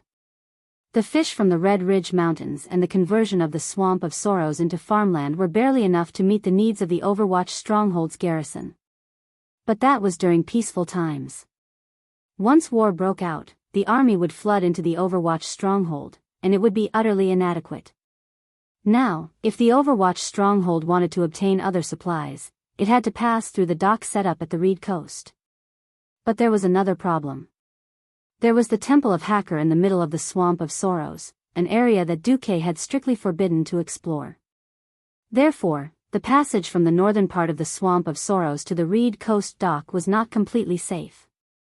Therefore, the high toll of the nobles would definitely not last for long. If the Overwatch stronghold, the Alliance's greatest defense system, was damaged, Duque could use his status as the Alliance's commander-in-chief to push down the huge hat of damaging the Overwatch stronghold's defense system and allowing demons into the world of Azeroth, and the nobles would have to bear the consequences.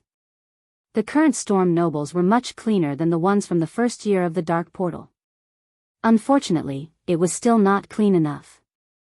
Back then, Duque had used the Bloodsail pirates to exterminate the nobles, but failed to obtain Lang's full support. As a result, he had left behind a trail.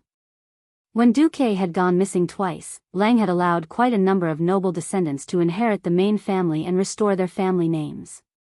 Perhaps it was out of the mentality of compensation, or perhaps it was because he felt that the meeting hall was too empty.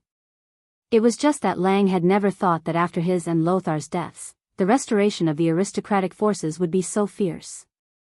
Moreover, as the regent, Bolvar, was also a great noble. As a result, a new batch of parasites was born. These fellows did not have the courage to go head-to-head with Duque. From their point of view, as long as they kept their power, Duque would still be able to give them the toll, and that would be perfect.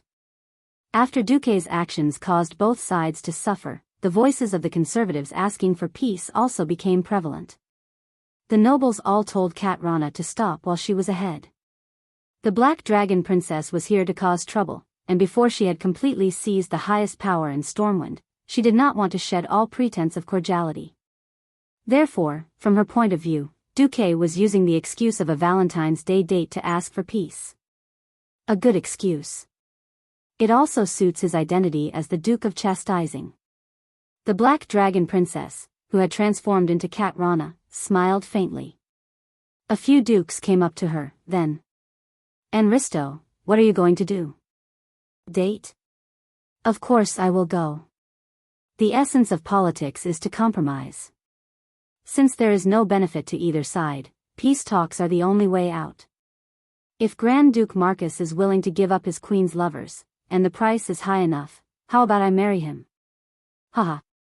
If he only found out that I was a dragon on his wedding night, and I tore him apart, the great hero of the alliance with only half of his body left. That expression would be great." Onyxia's evil and charming smile was seen by the nobles as having a card up her sleeve. The stagnation of the logistics caused a considerable degree of chaos within the kingdom, but there were two places that were not affected. One was the western wilderness, where the railway was still supplying supplies to the pioneering army that was developing the territory in Stranglethorn Vale. The second was Stormwind City. Although the supplies that were supposed to be transported to the Elven Forest were all piled up in the warehouses of Gold's Higher Town, the supplies supplied to Stormwind City were still there. It seemed that the upcoming Valentine's Day event on the 14th of February was not affected at all. The army continued the tradition of more than 10 years, routinely giving all soldiers who were not on urgent missions or on guard duty a holiday. A large number of soldiers in civilian clothes poured into the streets of Stormwind City, dressed up with a few months' worth of military pay in their hands, so that it was convenient to express their love, or directly buy gifts for their girlfriends that they had not seen for a while. As one of the large-scale series of activities to celebrate the 20th anniversary of the Alliance, Stormwind City held a big event on Valentine's Day this year. The Marcus family took advantage of their developed marine products to have the Nagas bring a large number of incomparably beautiful giant corals and shells from the bottom of the sea, and then specially made a Lover's Island, in the center of the Mirror Lake outside Stormwind City. It was a hollow man-made island with a zigzag interior. Couples could spend up to 10 silver coins to rent a beautifully decorated two-person boat and row into the caves of Lover's Island. In the deep but well-lit waterway, they could listen to the melodious violin and piano concerto that could be heard all over the island while admiring the decorations on both sides of the waterway that looked like the Dragon Palace in a fairy tale. They could enjoy the romance and warmth. There were a total of 10-24 waterways provided to ordinary people, each of which was 300 meters long and had a time limit of 10 minutes. There were 108 waterways provided to the upper class, each of which cost 10 gold coins and had a time limit of 90 minutes. There was also a small private dock at the end of the waterway that could be uploaded, providing all kinds of, services. As for the highest grade of waterways, there were only a mere 12, and the fee was even more exorbitant, as high as 1,000 gold coins. He did not know about the others, but in any case, as early as 3 days before Valentine's Day, the nobles who used it all said it was good.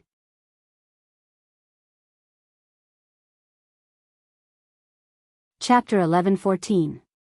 It was said that the idea came from Duque.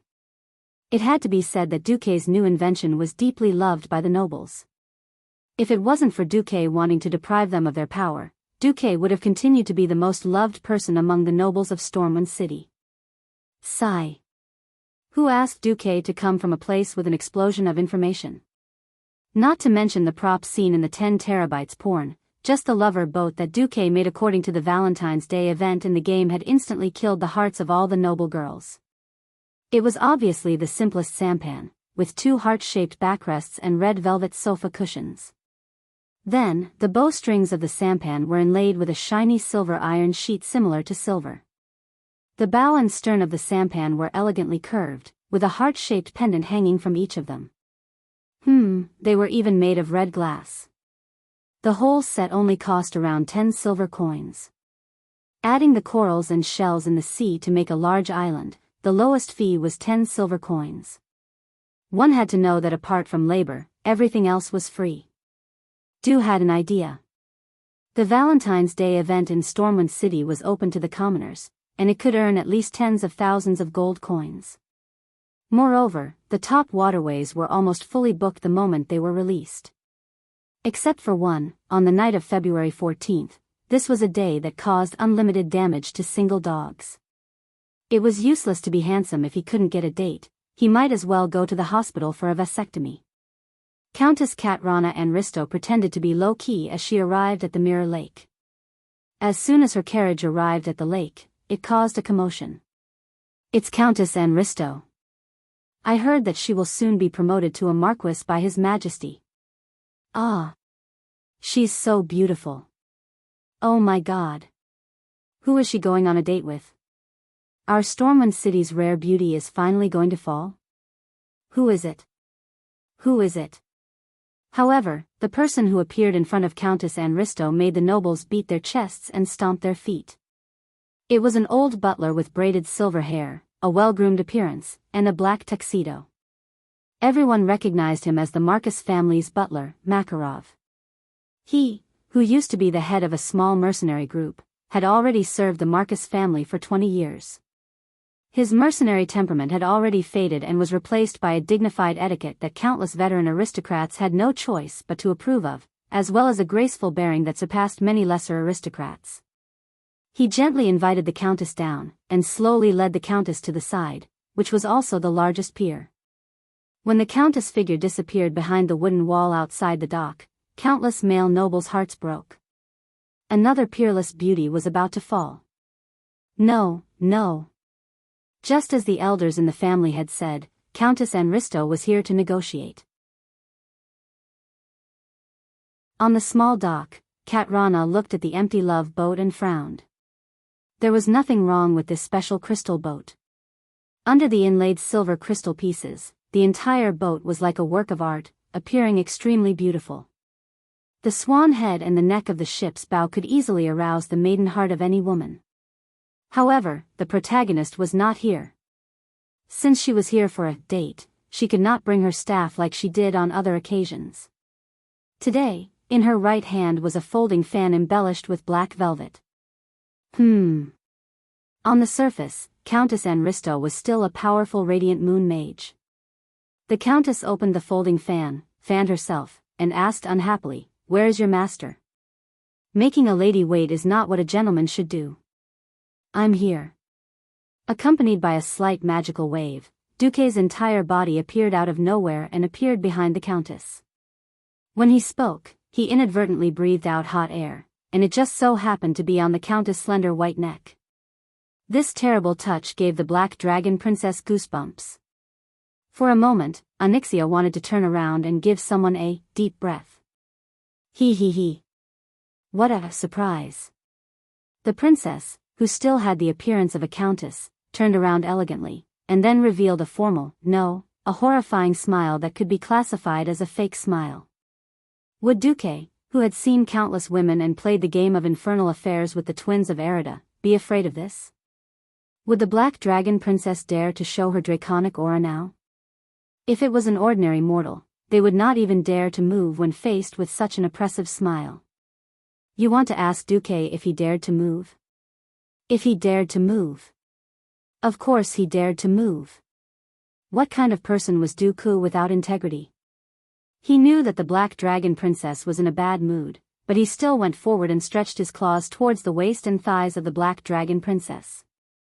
There were 3 choices in front of the princess. One was to fall out with Duke and leave angrily, without knowing what kind of price he was going to propose. The second was to submit, but she was in a bad mood, so how could she choose this? So she chose the third. She immediately cast a spell to resist. The white light of frost magic suddenly lit up on her graceful female body, who knew that Duque's moral integrity would be so low as to use counterspell immediately. I've seen shamelessness, but I've never seen such shamelessness. The Black Dragon Princess disguised Radiant Moon magic circuit was obviously not a match for the Breaking Dawn level Duque.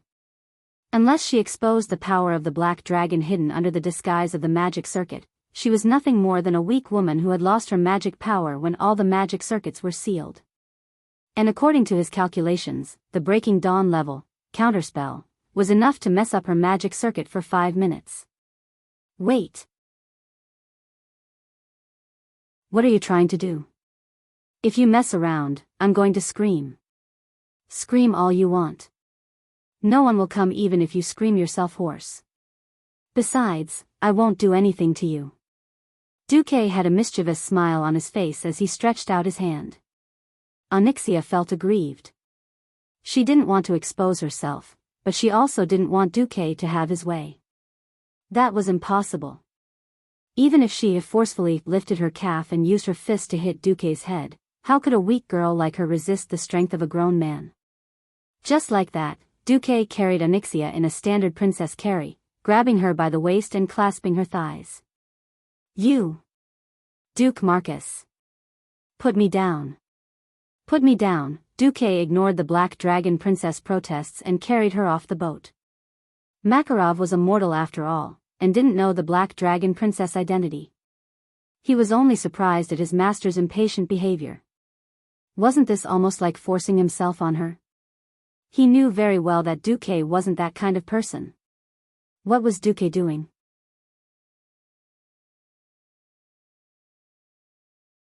Chapter 11:15. But no matter what, Makarov had to be on the same side as Duque. Suppressing his doubts, he held on to the bow of the boat and allowed Duque to board. Yet, his behavior had evoked another thought in the Princess of the Black Dragon, that Duque was doing this on purpose. Then the question was, why would Duque do this to her? In the next second, the Princess of the Black Dragon thought she understood everything. Oh. Duque wants me to lose my composure so that he can gain the upper hand in the upcoming negotiations. Hee hee. If I were a real noble lady, I would not have such boldness and boldness. But who am I? I am the Queen of the Black Dragon, Onyxia. The Princess of the Black Dragon had made up her mind. If Duque did anything out of line, she would activate the powerful magical instrument she had prepared long ago and teach Duque an unforgettable lesson. She didn't struggle and just let herself be hugged by Duque. His deep black eyes seemed to be able to shoot out dragonfang blades, piercing through Duque's heart. Unfortunately, her stubbornness and resistance only lasted for a second. When Duque carried her off the boat, his hands seemed to have slipped. Because of his stature and the length of his arms, Duque's right hand seemed to have stretched forward a little. 3 fingers poked the side of the dragon peak on the right. It's soft. Ah. This time, Onyxia finally let out a very feminine exclamation. Disembarking from the boat, the gentlemanly Duque, who looked like an honest and reliable young man, turned around and asked with concern, "What's wrong?" On purpose? On purpose. Staring at Duque's face that was separated from his facial muscles by the system elf, Onyxia was confused. She could only grit her teeth and said angrily, "It's nothing." Sit down, I'm about to set sail. Onyxia gently sat on the red velvet sofa at the bow of the ship with one hand leaning on the side of the ship made of crystal. Onyxia held her cheeks in her hands, and there was still anger on her face, but her mind had already spread out. Compared to the dark cave in Dustwallow Swamp, which only had lava, flames, and pillars, human inventions were much more luxurious and classy. Although she was a dragon, it didn't mean that she didn't like those shiny things. Sitting on this dazzling crystal ship, she felt an indescribable sense of happiness even though she thought she had seen many things. Especially when the boat left the dock and was exposed to the lake, this feeling was even stronger.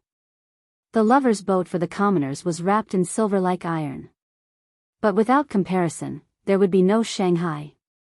Because the second gear of the lover's boat was directly wrapped in very thin silver, it was even more shiny. However, Duque's boat had a crystal shell.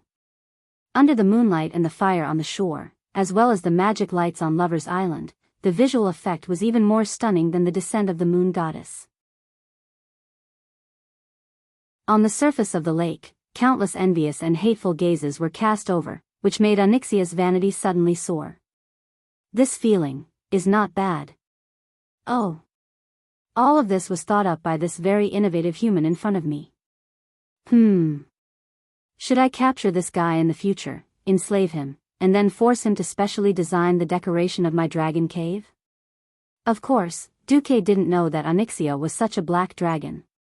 He only knew that this female black dragon was very creative and very human. Faced with the sudden gaze, Duque almost thought that he had been exposed, and was ready to shoot an arrow through the clouds, and thousands of soldiers and horses will come to meet. Unexpectedly, the black-haired humanoid black dragon princess glanced over with her slightly phoenix-like eyes. Your creativity is not bad, I like it very much. Well, phoenix-like eyes were just a description.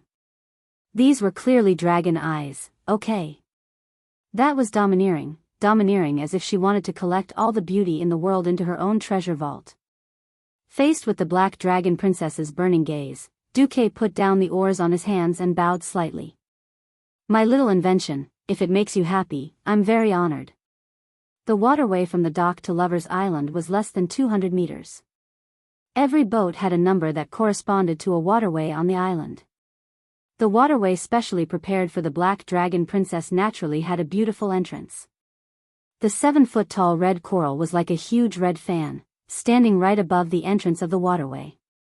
12-foot-tall white crystal pillars stood on both sides of the waterway entrance. This red and white combination immediately made the waterway entrance look extremely high-end and classy. As soon as they entered the waterway, they could see that the walls of the 2-meter semicircle were full of gorgeous murals. It was a super long mural depicting the beautiful water world. Every part of the mural that involved stone, coral, and crystal must have been inlaid with the real thing. The real curves, together with the beautiful music that seemed to play automatically after entering the cave, made people feel like they were in a dreamy fairy tale world. How did you draw this mural? It seems like this Lover's Island was only built a few days ago, right? Even Onyxia, who thought she was experienced and knowledgeable, was deeply shocked. I drew it. With a snap of Duque's fingers, a few hands of magic appeared out of thin air. They took out a few brushes from the portal bag and sketched a few times in the air. A trace of greed flashed in Onyxia's eyes. She was more and more determined to capture Duque and make him a craftsman. At this moment, there was a sudden commotion outside. Demons! Demons! Accompanied by screams and screams, an alarm suddenly rang by the lake. What's going on? Frowning, Duque immediately activated the magic transmission. In the air above the waterway, an illusory figure emerged. It was a male court mage. Onyxia recognized him as Druid's.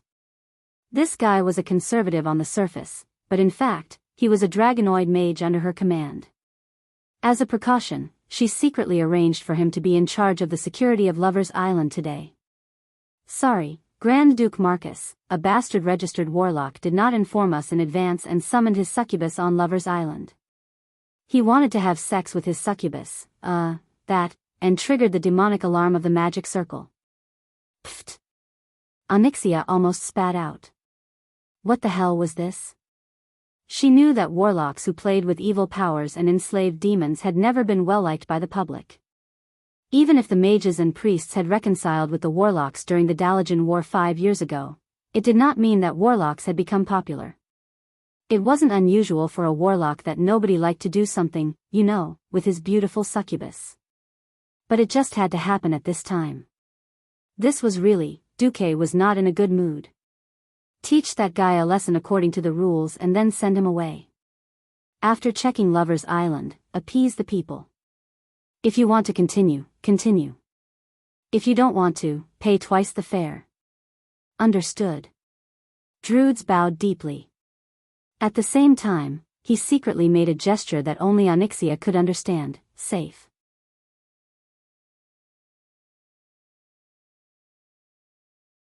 Chapter 11:16. Safety Awareness. This was a must. Onyxia would never forget how her father had died. Although she hated her father and her own birth, after all, it was her father who raped her mother, Sinestra, that gave birth to her and Nefarian. This was because her mother was the strongest, and did not die even after soaking in acid. However, she had to admit that Nesario, as a dragon, was definitely worthy of the title of a powerhouse. If it wasn't for this cunning human in front of her ruthlessly plotting against Nesario, allowing the 4 dragon kings to turn the tables and kill her father, it would probably still be the situation where the black dragons dominated the 5 major dragon clans. The death of Nesario, who she almost regarded as an enemy, also gave her a rare freedom. She could no longer be bullied by her father and be forced to do this and that like a slave. Of course, this did not mean that she had to be grateful to Duque. The enemy of my enemy is my friend. This was only based on the fact that the enemy still existed. If the common enemy was gone, what about the relationship? Humph. Of course it was her, the great black dragon queen, who had the final say. Gently waving her fan, Onyxia even had the time to look around. This was a very shallow waterway. The water was probably only knee-deep, but the surrounding decorations were really beautiful. In addition to beautiful corals and crystals, there were all kinds of pearls, and even rare orbs of justice, and pieces of large magic light fragments. These were expensive materials that should have been used as high-level enchantments, but they were used as decorations. This kind of gorgeous and explosive decoration was very much to Onyxia's taste. Alright, Duke Marcus, don't mention the word state. We're all smart people. What conditions do you have? The black dragon princess, who thought that she had everything under control, threw out the words directly. She was waiting to see how Duque would respond. But Duque. There was a mysterious look on Duque's face. I don't want to use such a lousy excuse like a date. It makes me seem like a fool who can't move his legs when he sees a beautiful woman. But I really can't think of a better excuse for me to get close to you. Heh. Is that so? I'm actually a little disappointed. Onyxia smiled as she shifted her legs. Tonight, she was wearing a long dress with a red base and black lace. Paired with the black lace suspender stockings that were invented and spread by a certain dude 15 years ago, she was as sexy as she could be.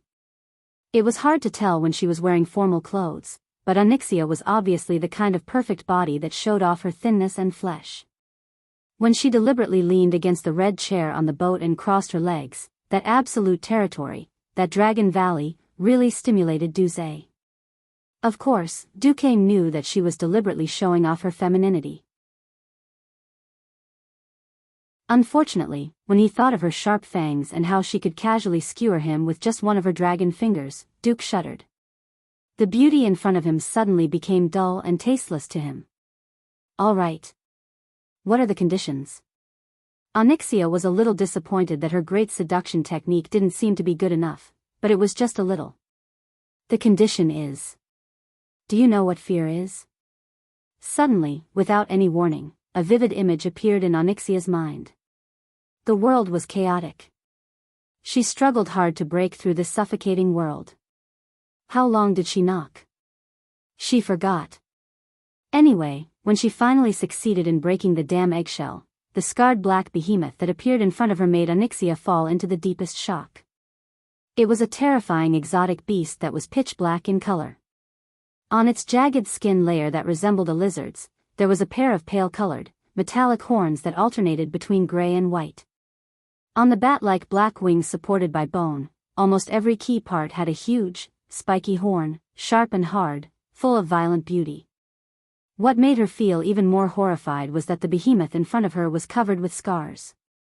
On the shoulders, chest, abdomen, between the crisscrossed huge scratches, there were also traces of bone-deep corrosion. Those scars seemed to be from a long time ago, but even after such a long time, she could still feel the horror at that time. How could the behemoth in front of her survive such heavy injuries? Its thick and powerful tail with several spikes scratched the rugged reddish-black rock layer, making a sharp sound. It was coldly looking at her as she crawled out of the eggshell. The gaze wasn't just judging, it was clear to the point of almost materializing hatred and disgust. Onyxia shuddered. But when she raised her head, a familiar, intimate, and terrifying feeling of absurdity welled up in her heart, causing her to shout out the first sentence in her life. No, it wasn't a sentence, it was a name. Xylo, translated into the common language, it was Sinestra, that was, her mother's name. The behemoth, no, her mother, Sinestra shuddered. Then, she felt an even deeper disgust.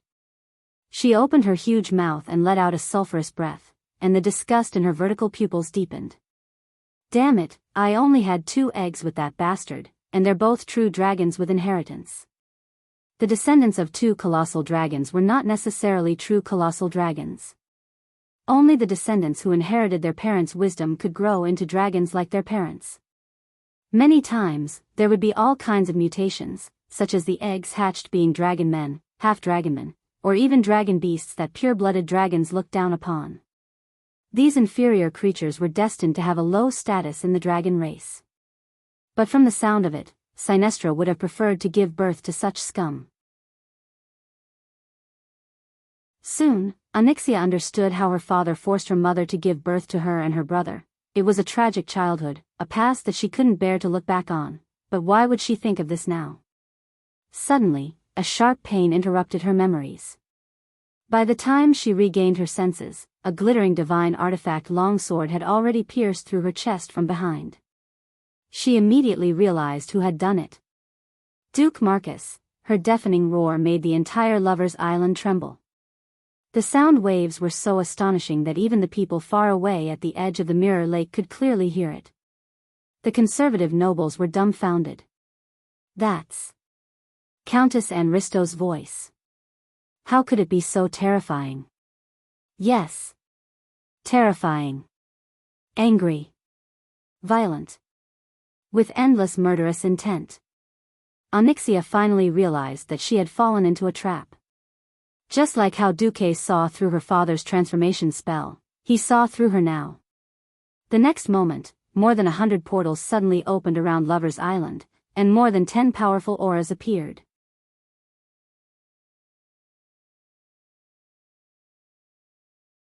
Chapter 11:17. This year's Valentine's Day, as one of the continuous events of the Alliance's 20th anniversary, was especially grand. In addition to the nobles who had their own appointments, Stormwind also organized a grand Valentine's Day ball in Stormwind Stronghold for couples to show off their love, as well as a chance for singles. Since the leaders of the conservatives and reformists had gone on a private date, this time, there was no such thing as a party for each faction. With the expectation of peace talks and the neutral knight faction's efforts, the overall atmosphere was quite good. Although the theme was Valentine's Day, there were fully armed knights performing war operas everywhere. This was a chaotic world. The continuous wars had long changed people's views, and the status of warriors and professionals had been infinitely improved. Almost every ignorant girl, under the influence of knight novels and government propaganda, longed for their man to be a great man who could protect them. Therefore, war operas were very popular. There was also such a large-scale stage near Countess Anristo's manor.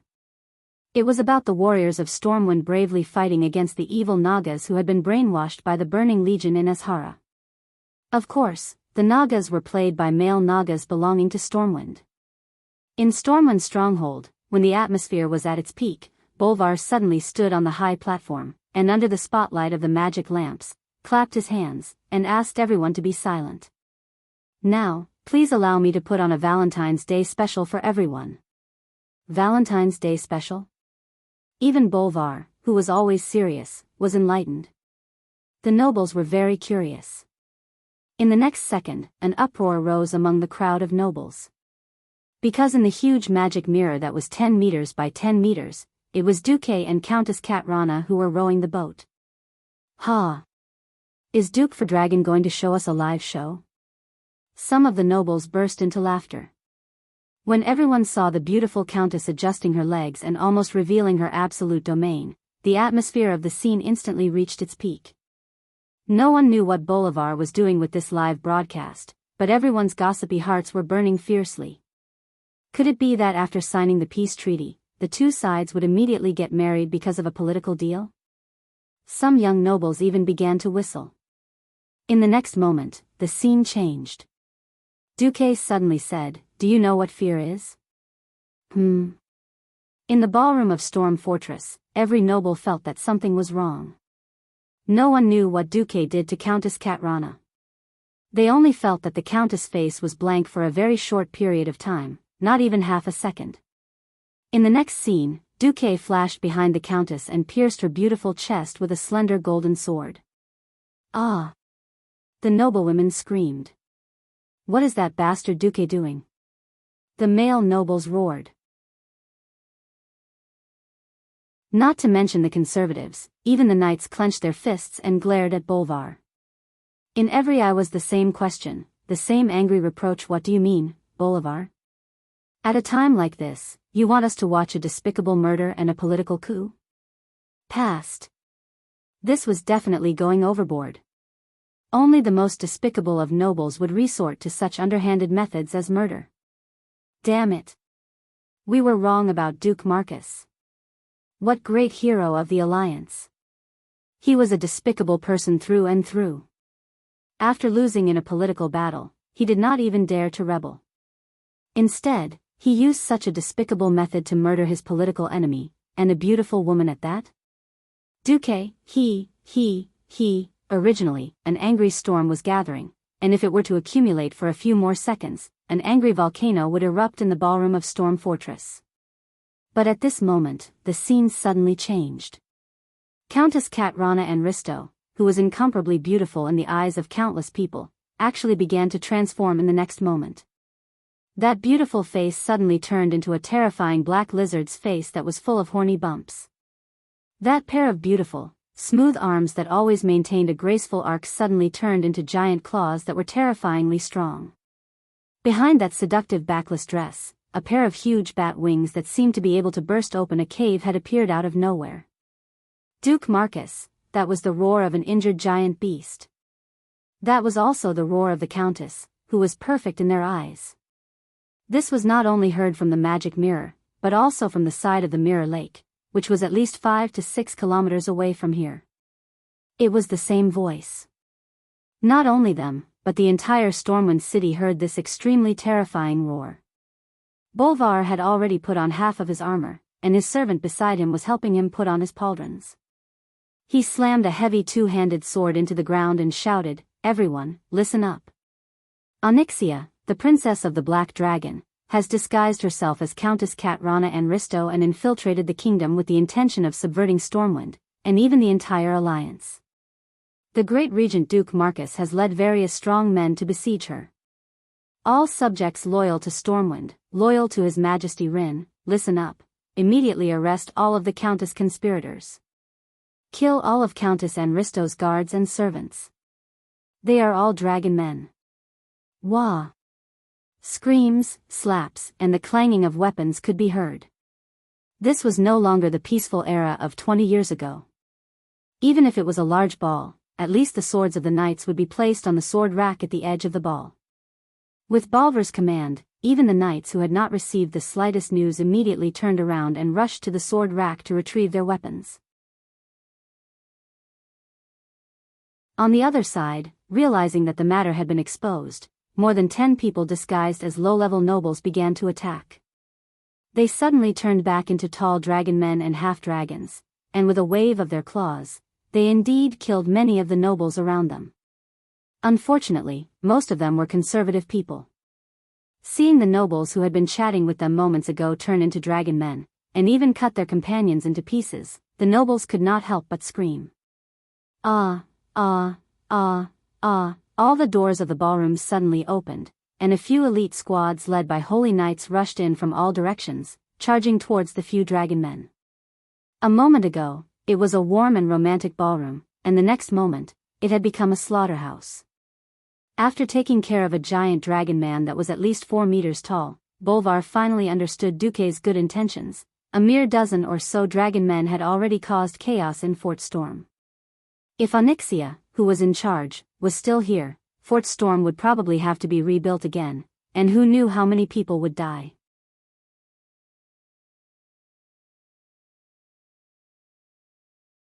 Chapter 11:18. Outside the manor of the Countess of Enristo, the knights who had been performing an opera just a moment ago had suddenly become real. The audience saw the soldiers who had been singing loudly on the stage a second ago, and then immediately charged into Enristo Manor the moment they heard the commotion. They were all dumbfounded. Although a civil official immediately ran out to announce the Countess' crimes, the crowd only dispersed in shock after a series of inhuman roars and sounds of battle. Kill. Leave no one alive in the manor. Don't hold back. Even if it looks like a young girl, it could be a dragon. Surrender is only allowed under the premise of absolute safety, and use the enchanted longsword, Dragon Slayer, to test its true form. Reginald Windsor did not know that in the original history, the day he exposed Onyxia's plot would be the day of his death. He would be killed by the Black Dragon Princess, and even Bolvar would not be able to save him. History had changed once again. Behind him, there was an endless stream of elite infantry, elite professionals, and half of the mechanized dwarven division. However, no matter how perfect Duque and Bolvar's ambush plan was, there were still mistakes. Many Draconians and Draconians had already washed away their Countess status, and turned into ordinary humans to hide in various parts of Stormwind City. The officials had already opened the broadcast to announce this matter. Unfortunately, in order to keep it a secret, it was impossible to inform the patrols. When the Draconians and Draconians who looked no different from ordinary humans suddenly transformed and attacked, there were still many casualties in many places. Standing on the southern balcony of the Storm Fortress, looking at the light in the direction of Mirror Lake in the distance, Bolvar held his head, and deeply blamed himself. It's all my fault. I actually let so many evil beings into the core of the kingdom. No matter what, everyone's focus was still on Lover's Island in Mirror Lake. There, the powerhouses of the Alliance and the Horde gathered. Kane, Grom, Varrock, and Wajin, the four Horde powerhouses, followed Jaina through the teleportation gate. Among the warriors of the Alliance, there were the Rogosh version of Varian and the Bronzebeard brothers from Iron Forge. The remaining four of the 5 Silver Saints, Turalian, Sidon, Tyrion, and Gavin Radzi, along with Mograine, Abendis, and Riadaline, were the strongest paladins in the world. The thieves consisted of the Van Cleef father and daughter, Gavalilla. The ranged attackers were the 4 Windrunner sisters. The mages were Duque, Jaina, Ronan, Alucia, Solarian, Gina Goldsword, and Master Craftsman Jerban. There were no warlocks, and the priests were Tyrande, Benedicta, Sally Matwin, and Kalia. The druid is Brawl. This time, other than Lilith and him, who were variables in history, the others were standard Hall of Famers. Duque had spent a lot of effort to form a 30-man team from the Hall of Fame, not just to beat Onyxia away. He wanted to capture Onyxia. No matter how bad it was, he wanted to get rid of her. Of course, they had to capture him to save William. However, if they couldn't capture him, and the goddess of fate wasn't on their side, they would have to kill him if the historical event of the 2 Williams merging into one didn't happen. Duque wouldn't let Onyxia go back to her lair no matter what. Her lair was in the Dustwallow Swamp, which could threaten Theramore and directly affect the wood and mineral trade between the Alliance and the Horde. This was why the Horde was willing to send the 4 beasts to help after Duque explained the situation to Thrall. Of course, Grom was very happy to finally have a chance to return the favor. After all, Duque had said that if he helped out, the favor between him and Grom would be cancelled. In addition, Kudrin Wildhammer had also pulled 2,000 Griffin Knights and 3 Dalajan high-grade mage teams to set up a magic formation outside the perimeter to hold the line. It wasn't an exaggeration to say that this was an inescapable trap. Hearing the terrifying dragon roar on Lover's Island, Gavin Rad whistled. Why does the Black Dragon always like to run into the Alliance? The old one is dead, and the young one is here to deliver food? Why don't you think about the Horde? Woken rolled his eyes at Gavin Rad. Gavin Rad, don't be careless. Theon rolled his eyes at Gavin Rad. Yes, yes, yes. Gavin Rad promised. In fact, only Theon, who was also one of the 5 Silver Saints and was older, could suppress him. After all, his status was there. However, he didn't stop talking. Speaking of which, Boss Duque personally set up an ambush. There's no one who can escape on their own, right? And Arthas. Mograine clenched the Ashbringer in his hand. Eat the bread one bite at a time. Alessandro. Abendis laughed. Focus on what's in front of you. Everyone, the time is ripe. Duque will lead us on an expedition to Northrend. The one who spoke was Queen Kalia. Although the powerhouses of Rotterdam didn't want to see their queen go to the front lines, Kalia's words, "Are you looking down on Sylvanus, Jaina, and Alucia?" choked them to death.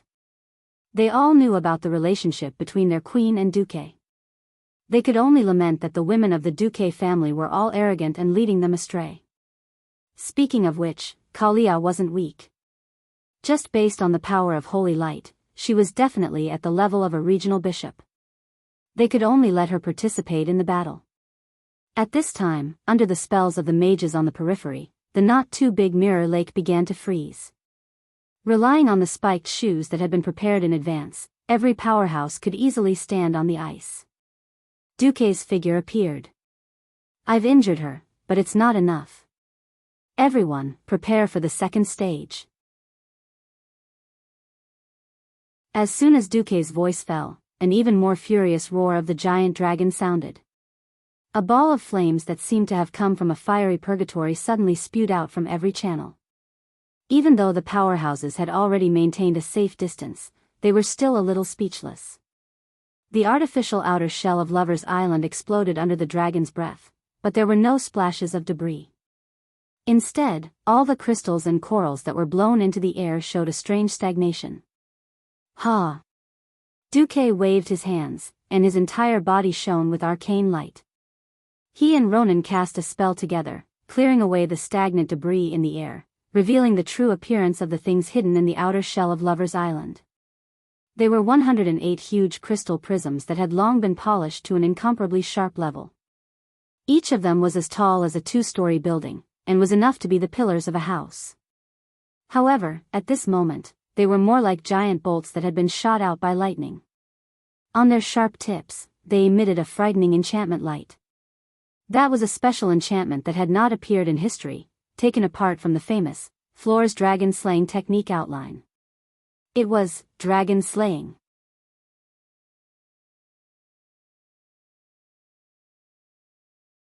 Chapter 11:19. At the mention of Feeler's dragon slaying technique, perhaps many veteran players would smile knowingly as they reminisced about it. Back in the day, many poor hunters relied on this thing to make a fortune, turning from a poor wretch into a rich tycoon overnight. It was all because they obtained this book from the Mallet of Misfortune. 10,000 years ago, the High Elves were the most courageous race to challenge the taboo, and they even developed a whole set of techniques to deal with giant dragons. Of course, it was not aimed at the dragons under the Sleeping Dragon Temple, but at the wild dragons and dragon subspecies that had wandered outside. The Feeler's dragon slaying technique was a collection of all dragon slaying techniques. It was rare for Duque to make a trip to the Mallet of Misfortune, so how could he not bring this thing back? With Duque's clear guidance, the father and daughter duo painfully flipped through thousands of dusty books before they easily found their target. The dragon slaying technique would naturally trigger a chain quest, which then turned into the unquenched ancient blade in Abendis's hands. As long as he threw it at the Black Dragon Princess before she died, she would spit out a mouthful of dragon breath. After the Black Dragon Princess died, he would return with the unquenched ancient blade and turn in the quest. Then, it would become the famous defensive sword, Quell the Lar. Although this sword looked like a huge machete used by the Celestial Empire to slay devils, it couldn't be helped if it was called a sword. It was like a certain island country calling a katana a sword.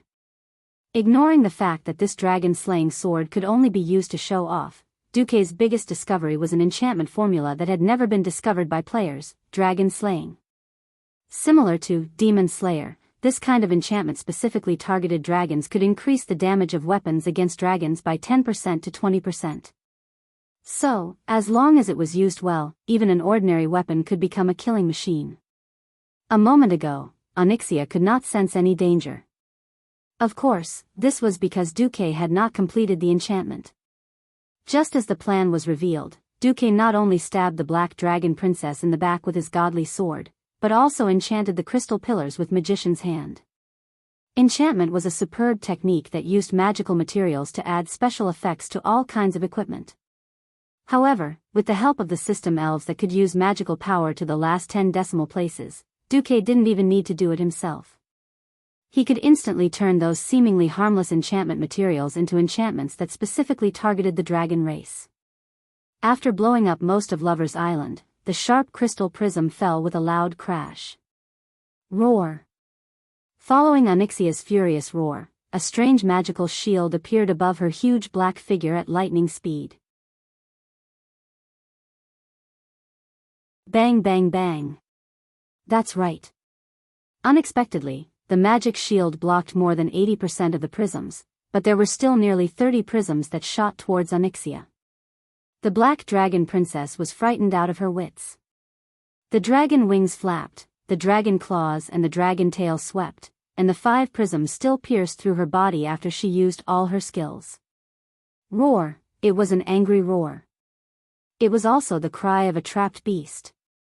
She really wanted to flap her wings and fly away from this death trap on the spot, but just as she flapped her wings, she was shocked to find that the exploded Lover's Island still had a hemispherical frame, like a cage, tightly covering her huge body.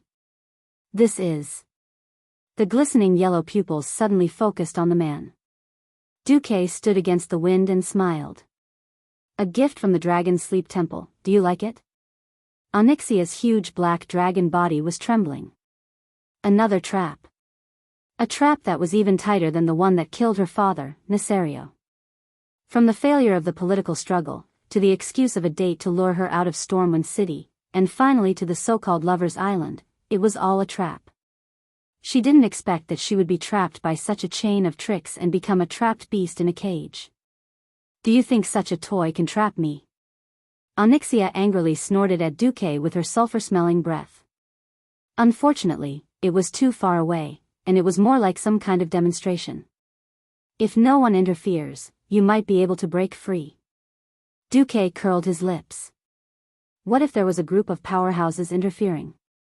A large group of powerhouses from the Alliance and the Horde, and even a few unruly fellows, chuckled as they approached Onyxia from both sides in small teams. The Ox-Head chieftain, Cain, even patted the thick plate armor on his chest that had a clear frost aura. He carried the huge totem pole and strode forward with his head held high. Duke Marcus. You puny mortals actually dare to attack me. You have to understand your position, mortals, Onyxia snarled. Duque laughed shamelessly. Ha! That's not very convincing for you, who has blood spurting out of your chest. He had never had the chance to figure out whether there was an inevitable connection between a dragon in human form and its original body in dragon form, but now he had figured it out, there was. Right in the middle of the black dragon's back and chest, the black dragon scales that covered the solid dragon body had disappeared, and a wound about the size of a wine barrel was gurgling with dragon blood. It corresponded to the sword wound. Did that mean that a dragon in human form was easy to kill? The answer was, of course, no. When Duque ambushed her, he clearly felt the rebound from his hand. If Onyxia hadn't been hit by his mind blast, and he was using a divine artifact, it wouldn't have been so easy to pierce through her body. Obviously, even in human form, Onyxia's defense was still at the level of a dragon. If he made a mistake, even if he used an epic-ranked axe to chop at her seemingly delicate neck in human form, the axe would still be bounced off. But so far, everything was going smoothly. Bastard! Onyxia suddenly broke free from the crystal prism that pierced through her dragon wings and suddenly pounced at Duque, opening her dragon mouth that was full of fangs. Yo! Are you going to tell us that you usually have to leave your nest to find food? Duque mocked. In all honesty, Onyxia really wanted to say that, but Duque actually interrupted her. She became even angrier. Unknowingly, her momentum became fiercer. Who knew that in the next moment, Duque would disappear in front of her just like that? When she realized that it was actually Duque's illusion, a huge Tauren had already come up to her. Come on. Little lizard. Let your big brother Ox play with you. The thick totem pole, which was as tall as a building, swept over unreasonably. The old ox in history was not as awesome as he was now. Because of a certain someone, Cain, who accidentally participated in the Battle of Mount Hyjal in advance and split the spoils, was covered in gorgeous equipment. For him, the almost doubled strength value was like adding wings to a tiger. As the pillar went down, Onyxia felt as if she had returned to her childhood. That time, she was so funny that she bumped into a mountain. Just like the last time, 2 of her dragon teeth were broken.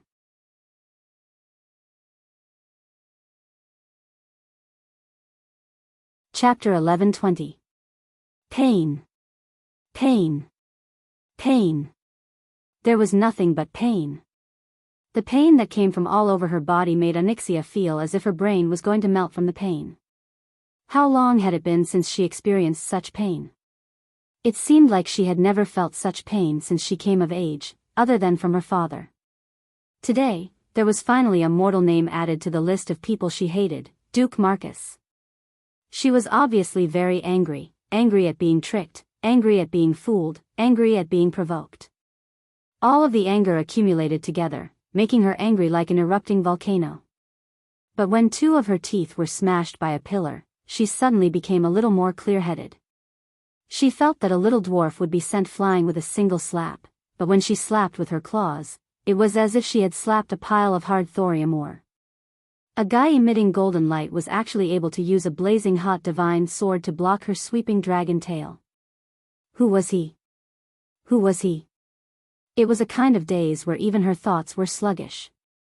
Often after her moves were blocked, it would take a few seconds before Onyxia realized who had blocked her powerful attack. Ah! It was the famous master of the Iron Furnace Fort, Magni Bronzebeard. It was the famous deputy commander of the Alliance, Turalian, who wielded the divine sword, Quell Zerum. It was fine if it was these famous strong people in the Alliance, but there were some people who she could not even name who also caused her a considerable degree of pain. The 3 thieves moved like the wind, quickly brushing past her ribs and back at high speed. Every time a light touch like a dragonfly touching the surface of the water came less than a second later, it would be followed by an intense pain. Vanessa, Edwin, and Valera, who were wielding magnificent weapons, were like butchers dismembering an ox, cutting off her dragon scales one by one with their daggers. In the next moment, there would be 3 or 4 arrows filled with the power of nature shooting into her body through the wound, aggravating her injuries. That wound seemed to have become a new target, attracting the attacks of the mages. Then, from the wound, the surging magical elements could ignore the magic resistance of her dragon scales and dragon skin, directly causing damage in her body. After several rounds of continuous attacks, Onyxia felt that her incomparably strong body was gradually losing feeling. The sense of crisis in her heart grew stronger and stronger. It was only at this moment that Onyxia realized how serious the situation was. A true mortal expert had long surpassed her understanding. This was not her fault. After all, with her status as a countess, she usually only saw the stronger Bolvar. She didn't realize that after killing so many demon lords and harvesting so many spoils of war, the experts of the Alliance and the Horde had long since changed their equipment. Each of them was wearing extremely luxurious equipment in this era. These big shots of the Alliance definitely had the ability to kill her on the spot. What made her even more disappointed was that Duque still hadn't sent in all his experts. There were only 20 people fighting. They were divided into 4 groups of 5 and surrounded her from all 4 directions. Including Dooku, there were a total of 2 teams that stood further away. What a vigorous life force!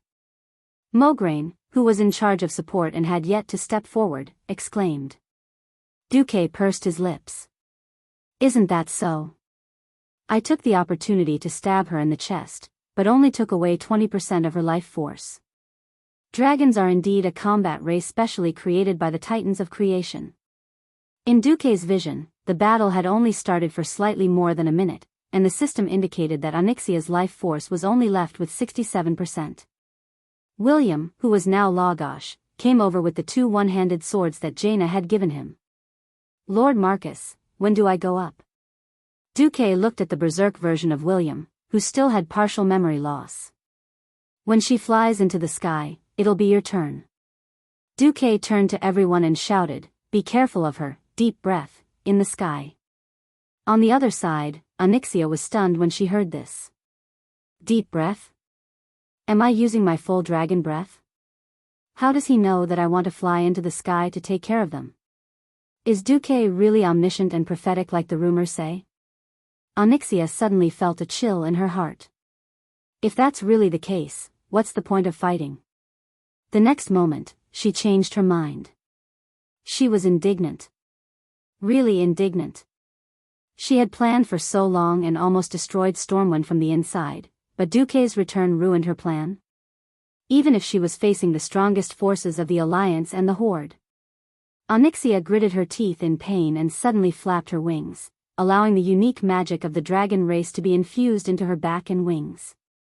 Her huge figure suddenly rushed into the sky. Oh no! The cage can't stop her.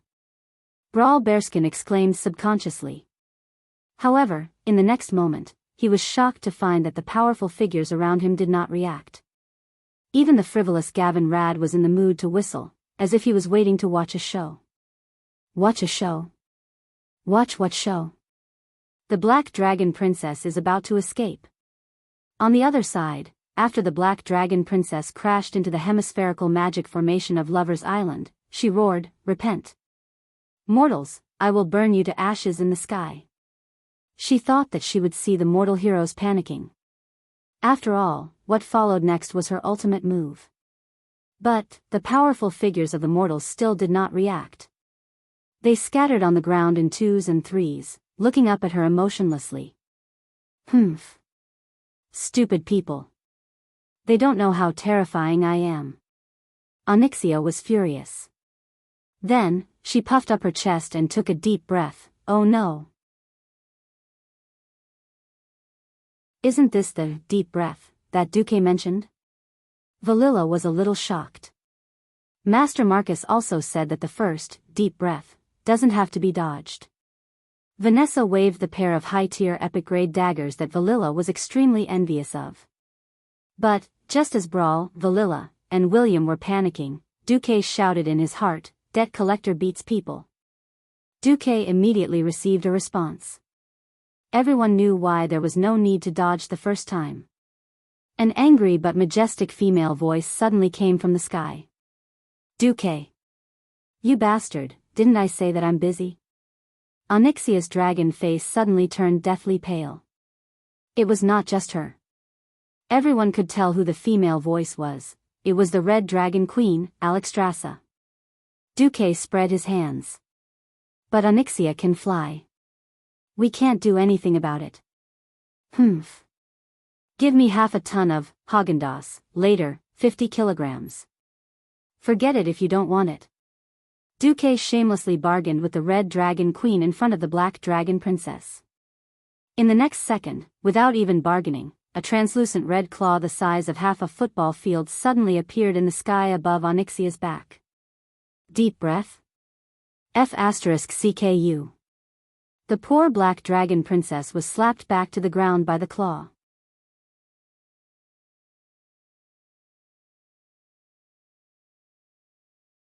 Chapter 11:21. This was cheating and breaking the rules. Why would the dragon aspect take action personally? This was like an adult beating up a baby. Didn't they say that the ultimate experts wouldn't make a move? Even if it was just one hit. But it was enough to be fatal. And yet, a meal of ice cream, Onyxia was overwhelmed with grief. She was as sad and indignant as she could be. She had eaten ice cream before, and it was indeed good stuff. She heard that it was also invented by that damned Duque. But she, the Black Dragon Queen, had betrayed her with just 100 pounds of ice cream. She couldn't accept this result. She was already in a bad situation. Facing an opponent who was a higher level than her, she had no way of fighting back. Onyxia hadn't even flown more than 150 feet before she was slapped back to the ground by the Red Dragon Queen. Onyxia was miserable. Like a cannonball, she crashed back into the Crystal Island. The uneven crystals on the ground stabbed her again. What was even worse was that the dragon breath she had gathered with all her might had exploded in her lungs. Even though a dragon's lungs could store fire, it was still very damaging. Flames that could be sprayed out through the neck, mouth, and nose were few. Most of the high-temperature flames rushed into the bronchi and crashed into the alveoli. Needless to say. Internal injury. This was definitely a very serious internal injury. At first, Onyxia thought that her head was dizzy from the sudden impact with the ground, but she soon realized that it was worse than that. She couldn't breathe. She didn't have enough anatomical knowledge. If she did, she would know that the flames that couldn't reach the alveoli had burned a lot of her alveolar tissues. This directly affected the air that passed through the alveoli and injected oxygen into the blood vessels. On the ground, Duque was a little stunned. He had expected that deep breath would be interrupted, but he didn't think it would be so powerful. Alexstrasza's slap at the critical moment had taken a third of Onyxia's HP. Now, according to the game, they had entered the third stage. Originally, there would be a very disgusting group fear in the third stage. This time, it definitely wouldn't happen. The ability to spew lava from the ground was a skill that only appeared in Onyxia's lair in the Dust Wallow Swamp. In order to avoid being caught in a chaotic situation, Duke specifically decided to fight in the shallow waters of the Mirror Lake. He didn't want to have to deal with it. At this moment, it seemed that the battle had caused considerable damage. However, this was originally a lake, and the damage to the bottom of the lake was only about a meter deep. It could be said that Duque had used his strategy to minimize the damage. Duque's face turned cold. Teams 3 to 6, attack with all your might. Teams 1 and 2, be on high alert. Onyxia struggled with all her might, but all her movements seemed more like a deathbed struggle. The mortal experts around her, except for a few who could withstand her attacks, were like butterflies fluttering through flowers, nimbly avoiding all of her movements. He continued to widen the wounds on her body, continuing to cause the bleeding effect. It had been 21 years since the dark portal opened. Many combat skills that were supposed to be developed in the future had already been developed in advance due to a certain transmigrator's reminder. For example, the usage cycle of Fury. Now, as long as the warrior profession stood firmly on the ground, they could greatly increase their muscle strength through Fury. Coupled with equipment that could strengthen the Fury circuit, that was similar to a magic circuit, ordinary warriors could often unleash a destructive power that was measured in tons. This was also why after reaching a high level in the realm of heroes, heroes could rely on their own strength to fight a giant dragon. Of course, like Old Bull Kane, Taurens were born with high strength. With a high starting point, they became even more insane after the bonuses. Everyone could see that Onyxia was at the end of her tether. The Alliance and Horde experts were like a noose, tightening around the Black Dragon Princess' neck. Soon, she would be unable to breathe and lying on the ground. It was at times like this that the heroes were even more focused. Which expert didn't have a few trump cards? Standing beside Duque, Mograine, Jaina, Tyrant, and Grom all gripped their weapons nervously. Suddenly, Duque turned around. West. A frostfire arrow, the size of a carriage, shot towards the void in the west. There was clearly nothing there a second ago. However, Duque's attack created ripples that looked like water. This mysterious spatial undulation spread perpendicular to the ground. Attack. Without any hesitation, Krasis, the commander of the Dalajan wizards who had been waiting at the side, gave the order to attack. With Morning Star wizards as the main force, 2 teams of 300 elite wizards immediately followed Duque's instructions and activated war magic. This was a large-scale magic formation with the purpose of war. With the support of a large number of magic gems in the magic formation, the mana of an individual would be increased to a rather terrifying level. It was equivalent to the attack of 50 Radiant Moon wizards. The torrential rain of arcane missiles suddenly poured into the void. Whoosh! Whoosh! Whoosh! Accompanied by a strange sound, something revealed its true appearance from the void. At first glance, it seemed to be a red mountain peak, as if the Redridge mountain that was thousands of miles away had suddenly arrived at the edge of Stormwind City. Upon closer inspection, it was not a mountain, but an incomparably huge eyeball that was supported by pink biological tissue. Strange. Mysterious. It was overflowing with an evil aura. The purple eyeball with the disgusting yellow color of feces was clearly just an illusion. But when its surging evil will spread out, everyone smelled a nauseating stench. Their stomachs felt like they were being turned upside down, and they wanted to vomit out the dinner they had last night along with their own organs in one go. In the next second, octopus-like tentacles that were at least 1 or 2 stories tall suddenly appeared in the middle of each team, violently lashing out at each of the mortal heroes. The tight formation was immediately thrown into disarray. Damn it! What is this? Gavin Rad cursed. Duque, who was being stared at by the huge eyeball, finally muttered a forbidden name. Ancient God. See, Thun. Although he knew that Onyxia had some sort of backup plan, no matter how wild Duque's imagination was, he would never have thought that an ancient god would personally take action. Without giving them time to react, a huge cluster of red lights suddenly shot out from the swelling and changing color of the eyeball. F***CK, this time, it was Duque's turn to curse. This was the kinetic ray of death that players least wanted to see. In the game, this was definitely something that would kill anyone who touched it. Duque did not dare to imagine what would happen to the crowd if they were hit by such a powerful ray cannon.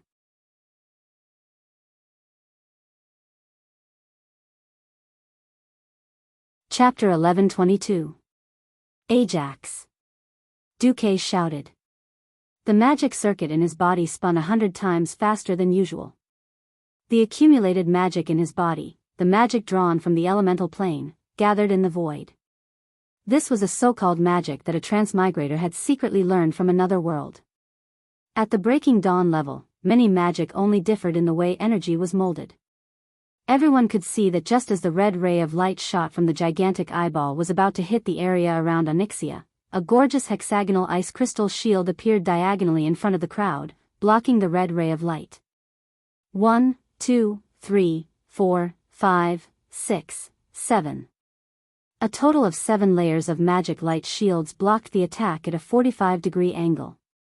There was no pause at all. The first 5 layers of the light shield, which was condensed with highly concentrated magic, were easily shattered in less than 1/100th of a second. The 6th layer lasted for a full 1/3 of a second before it cried out and fell. This gave the heroes precious time to react.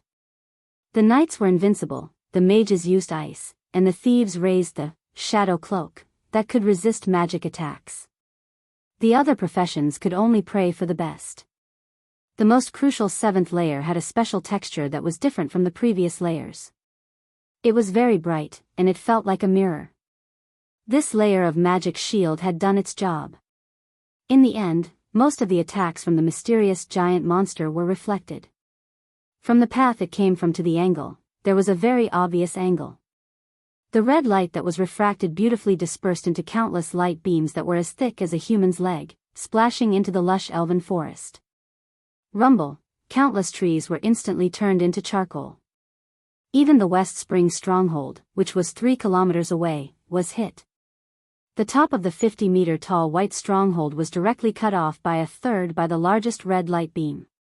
One must know that the West Spring stronghold had been reinforced and had an extraordinary magic protection circle for 24 hours. Even so, it was still unable to resist. The light of the magic protection circle merely flashed, and the top of the tower was directly blown off. Everyone suddenly realized that if it wasn't for Duque, perhaps they would have all died in that attack. But this was not the end. Most of the red rays were refracted, but a small portion of the scattered scorching rays hit the heroes surrounding Onyxia. Boulang's back was burned, and he lay flat on the ground. The weapon in Edwin Van Cleef's right hand melted away, and his fingers seemed to have been injured. He temporarily lost his ability to fight. Gina Goldsword's right thigh was pierced, and a bloody hole the size of a baby's fist appeared. She screamed and fell to the ground. Brawl Bearskin was grazed in the stomach, and Valera dragged him behind as he fell. Turayan activated his invincibility and blocked the attack with his divine sword. He was fine, but the bright holy light on his body dimmed by at least half. What Duque was most worried about finally happened. Onyxia seized the rare opportunity and rushed out in one breath. Don't let her get away. Duque shouted as he flashed forward. Naturally, there were also the two teams of experts who had not made a move from the beginning to the end. Mograine directly slashed, and Holy Light gathered on, Ashbringer. In an instant, a huge crescent arc with a diameter of 10 meters appeared, and it directly cut the Black Dragon Princess' left hind leg. Master Roar's famous leap slash was here again. According to the rumors, Master Roar had reached a terrifying level where every time he jumped, an Abyss Lord would definitely kneel. Of course, this rumor was not far from the truth. Bloodhowl drew a beautiful arc of light in the air, and dragon blood splattered everywhere as the axe fell. The Black Dragon Princess almost lost a claw, and her entire left claw was cut in half. She screamed in pain, and her whole body flew out without a care. A figure leaped high, and like a meteor, he attacked the Black Dragon Princess who was trying to get up. Yes. He was one of the clones of the Stormwind King Varian Rin who had lost his memory, the violent and powerful Lagash. In his hands, the two swords formed a cross, and he ruthlessly slashed at Onyxia's neck.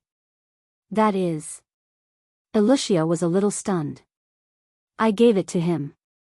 It was Jaina who spoke. The weapons in Varian's hands were once wielded by a pair of night elf brothers, Valilian and Levelian. These two magical elven swords were called Shalater and Aramine, which meant Shadow Ripper and Shadow Plunderer in Darnassus. In the Battle of Mount Hyjal, these two brothers died in battle, and the two swords were once taken by a demon. After that, Jaina killed that powerful demon. With Tyron's nod, the two swords became Jaina's spoils of war.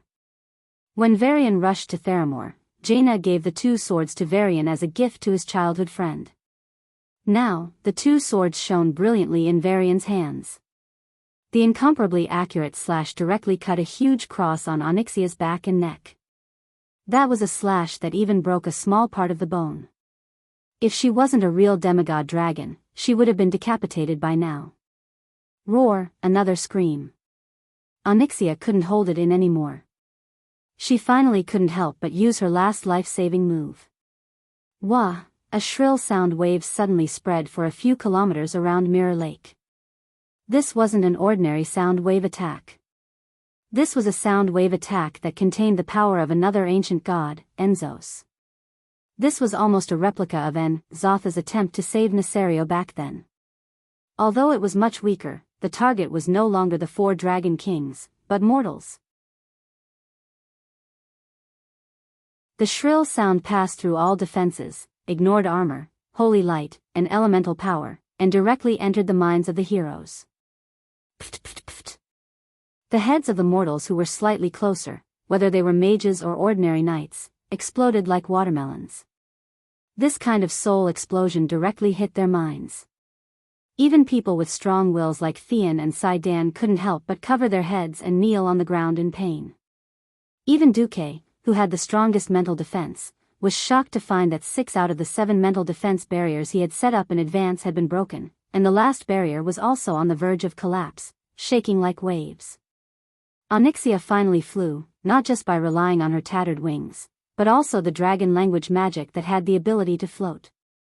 Before she flew up, she turned back and gave Duque a fierce look. She hated him. She deeply imprinted this human man who had almost tricked her to death in the depths of her soul. That's right, she really wanted to turn around and bite Duque to death. But she didn't dare.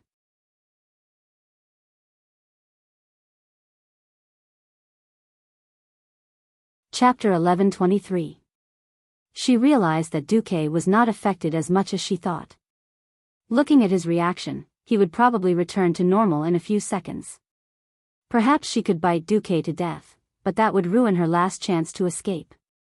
Without hesitation, Onyxia flew across the treetops and flew towards the southeast. She did not dare to go north because she could clearly feel the life of her servants fading away in the north of Stormwind City. Even if there were not many powerful mortals there, it would be unwise to pass through a heavily guarded city in such a state. It was the same for the West Spring Fortress in the southwest. She did not dare to bet on whether Duque had arranged a large number of troops there. She could only go south. She flapped her wings with all her might and rushed out. Unfortunately, other than those powerful mortals, there were still a large number of griffins in the sky. From the beginning, the griffins did not approach her.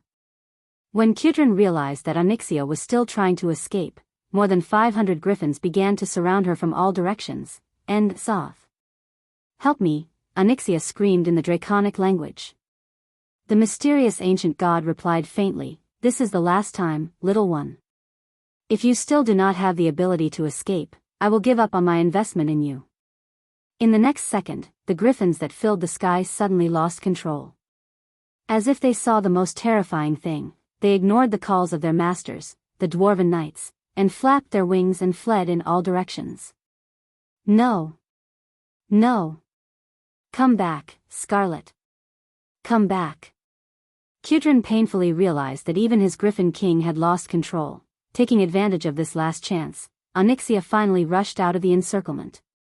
The holy knights with the shortest legs were the first to fall behind, followed by the warriors, and then the rogues who had used up their sprint. When even the rangers who were relatively fast found out that Onyxia's huge body was beyond the range of their arrows, only Pharaoh could catch up to the Black Dragon Princess. "Chase!" Duque shouted. Other than the injured Gina Goldsword, all the Radiant Moon mages and above chased after her at high speed. The dragon was fast, but the mages who used Flash to travel were not any slower than the Black Dragon Princess. In the gap between each blink, they could instantly launch a large number of spells at the princess, causing her even more serious injuries. However, when he saw Onyxia's HP remaining at 5%, Duque's heart bled. Oh my god. Now he was letting this bastard go. Stormwind will not have peace. However, if she kept running away, they wouldn't be able to properly deal damage to her. The thing that he was most worried about had happened. The mages behind Duque began to fall behind helplessly. Normally, a mage's flash could not be used limitlessly. Only Radiant Moon mages and above could slightly eliminate the effects of a chaotic magic circuit. Flash was also a standard teleportation. It had to have a clear destination to teleport to, then use arcane energy to connect to the destination, temporarily turn its body into elements, and then quickly teleport to the destination. Not only did it require a mage's mana control, but it also required a mage's spatial positioning ability. If they made a mistake, they could teleport their body into a tree or rock, and even the strongest mage would die. Not every pharaoh could have a system elf like Duque to use spatial positioning. It was better in the open plains, but once they entered the elven forest, mages like Solarian were the first to fall behind. Then Jaina, when they reached the Twilight Forest, even Ronan was left behind. Only Duque chased after the Black Dragon Princess, relentlessly repeating the process of Flash, instant magic bombardment, and Flash, again. "Duque! Give up! You can't catch me!" Onyxia shouted in midair. Duque felt like he was in a trance. He didn't think that a dragon's vitality would be so abnormal. Perhaps she used some secret technique, but according to the system elf's judgment, the Black Dragon Princess HP was slowly recovering. And she had intentionally recovered her wings first. Although she couldn't fly high, she was still in the Air Force. Duque couldn't fly, so he was at a disadvantage. "Ha ha ha.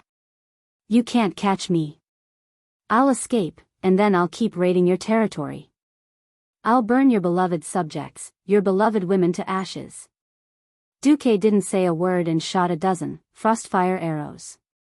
Unfortunately, he only hit twice, and the princess cried out in pain. Just like that, Onyxia continued to flee in the sky, cursing as she ran, while Duque continued to chase after her until he reached a certain place.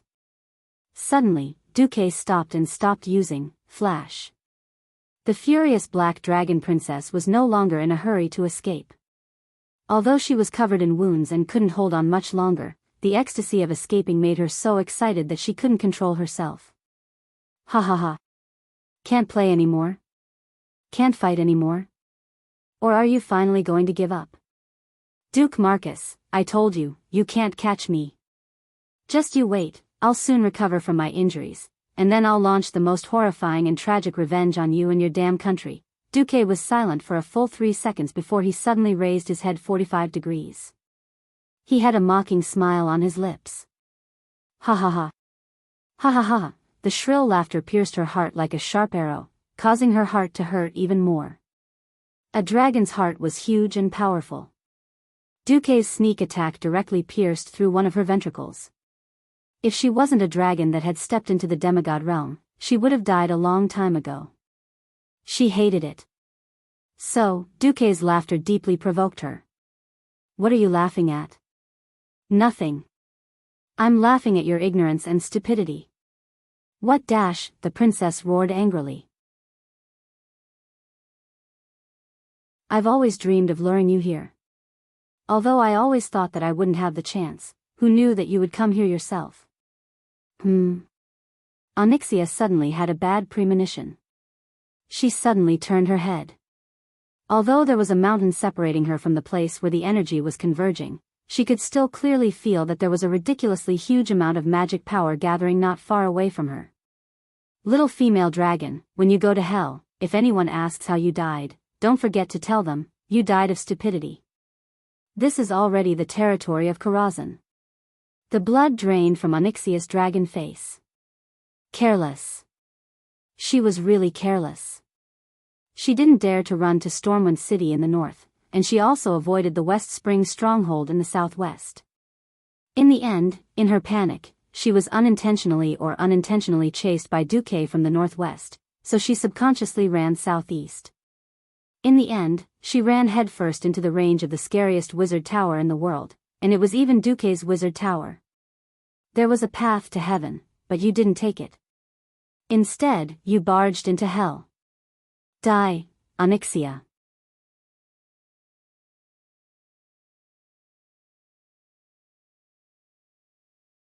Chapter 11:24.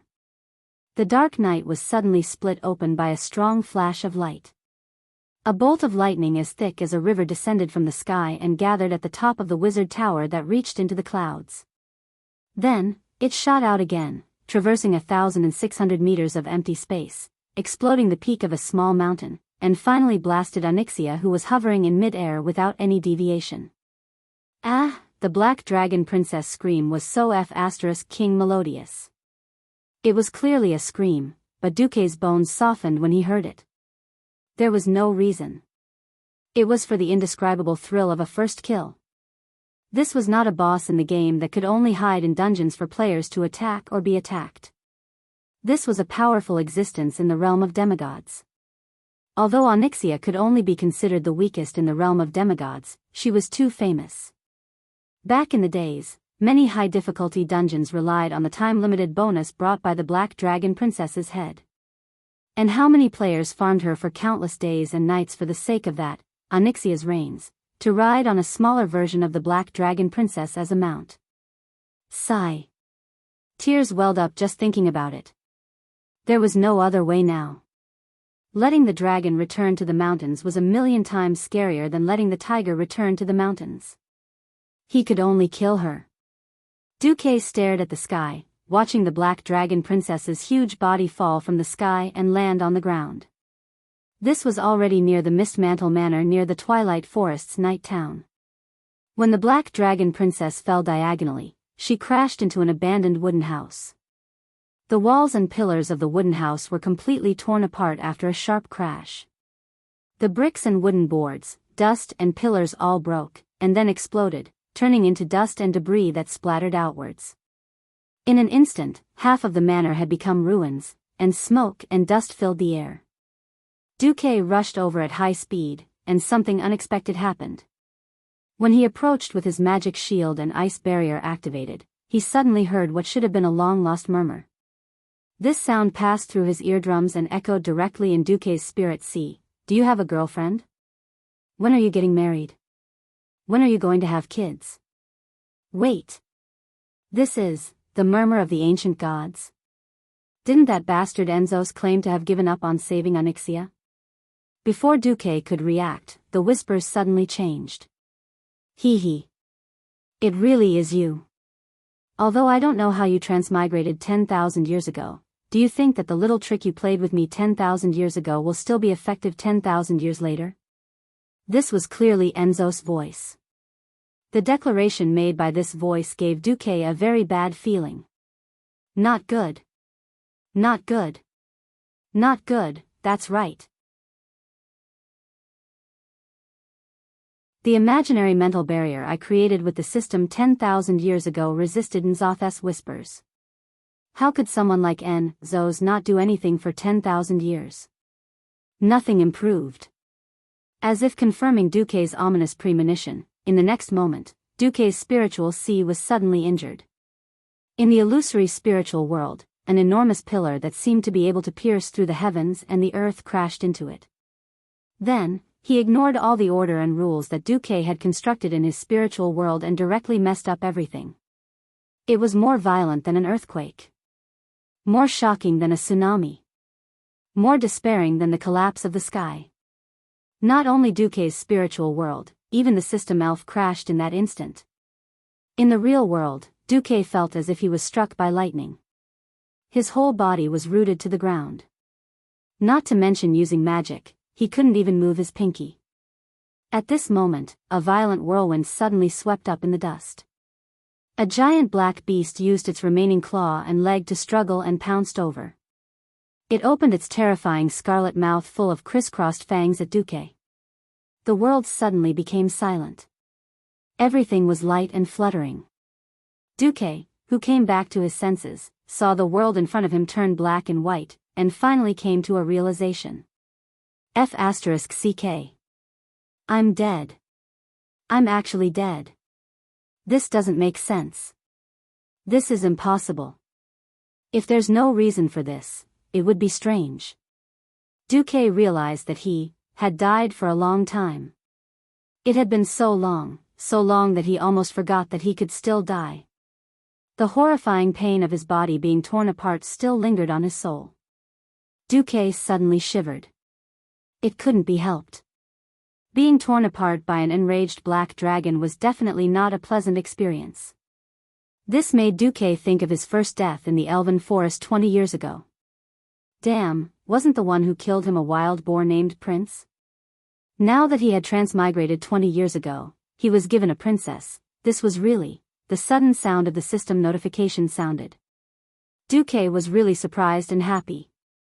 He was happy that the system had recovered.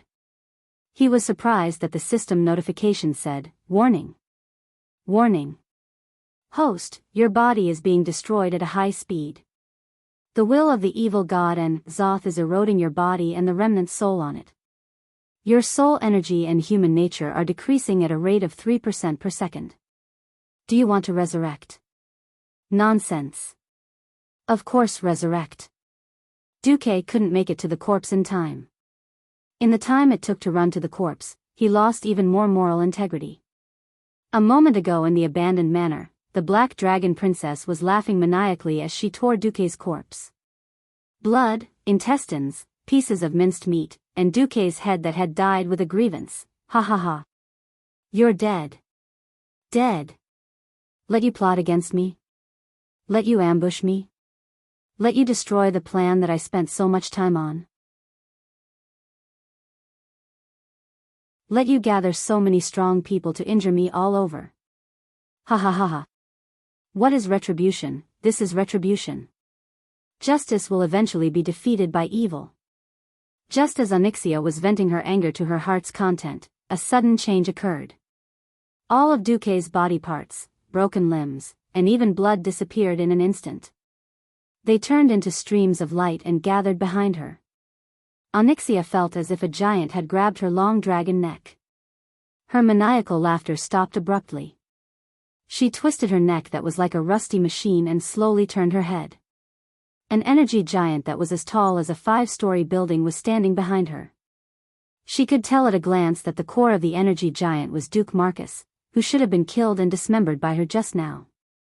But the state of the energy giant caused her heart to fall into the darkest hell of ice. That was definitely not a normal elemental giant. Because no elemental giant in the world would be like this guy in front of her. The left half was the brightest holy light, and the right half was the darkest darkness. Light and darkness were separated by the middle of the body. They were not connected, but there was no conflict. Onyxia was stunned. But Duque's current state was also a mess. Warning. Warning. Due to the soul being partially contaminated, the 7 major sins have been triggered: pride, gluttony, lust, wrath, envy. That was the system's warning. Calm down, think about it. What are the 3 major virtues? That was Alonso's fail soul whispering.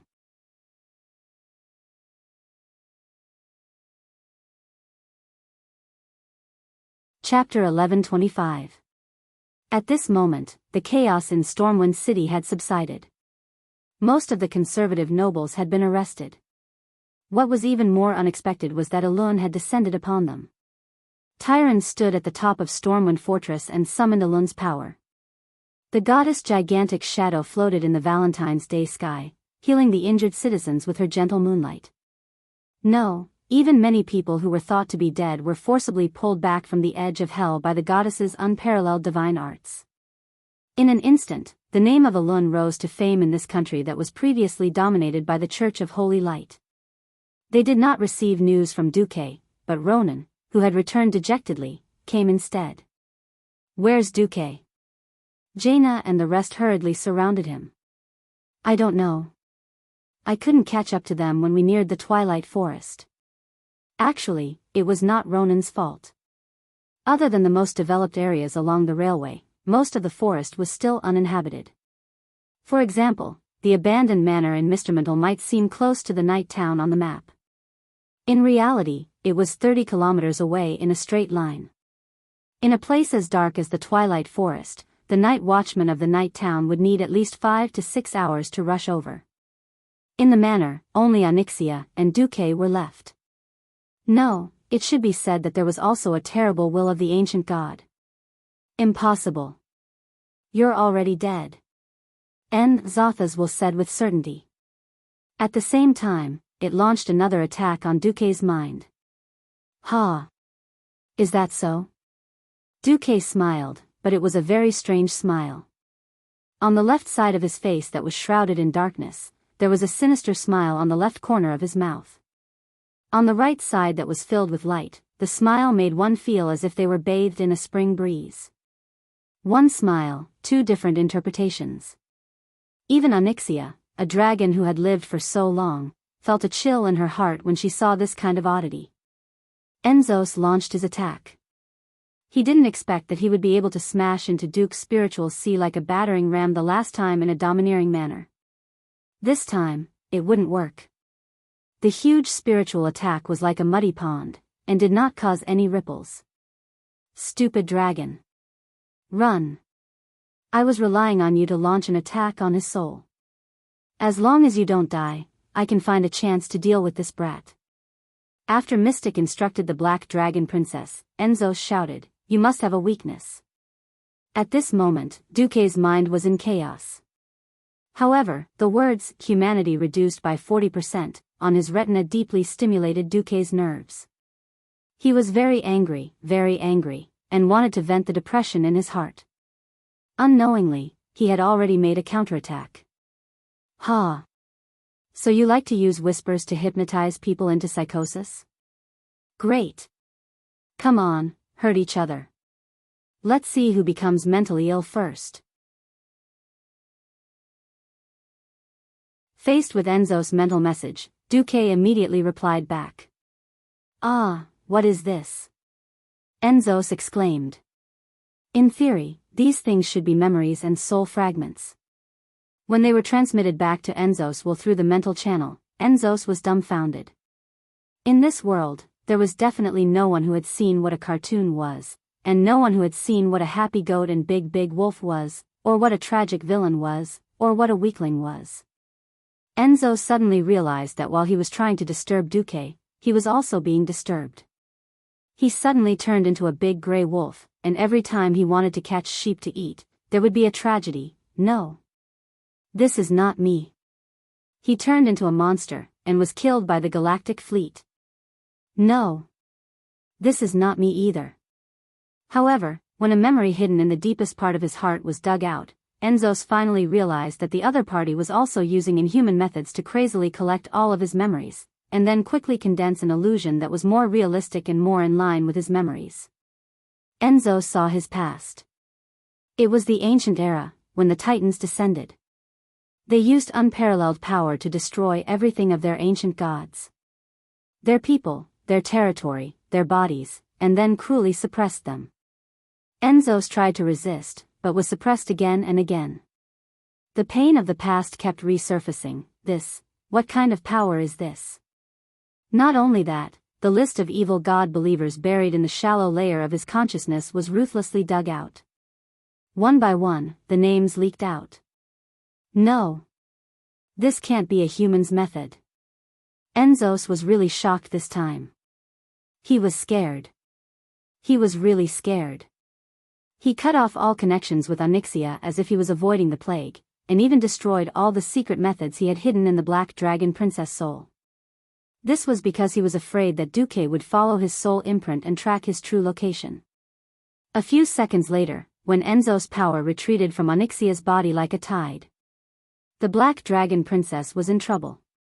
She was already on the verge of death from her injuries, and the last attack to kill Duque had used up almost all of her strength. Now that she saw that Duque had actually defeated Enzos in the domain of consciousness, she was scared out of her wits. Her huge body staggered, and she could barely move. Her survival instinct was still urging her to escape from this man who was unknown whether he was a god or a demon. At this moment, Duque's consciousness was a little unclear, and he almost instinctively chased after Onyxia. This was because the system clearly indicated that Onyxia still had 40% of his soul in her body. Host. It is strongly not recommended to kill the Black Dragon Princess. The part of your soul that was separated due to your death is already quite unstable.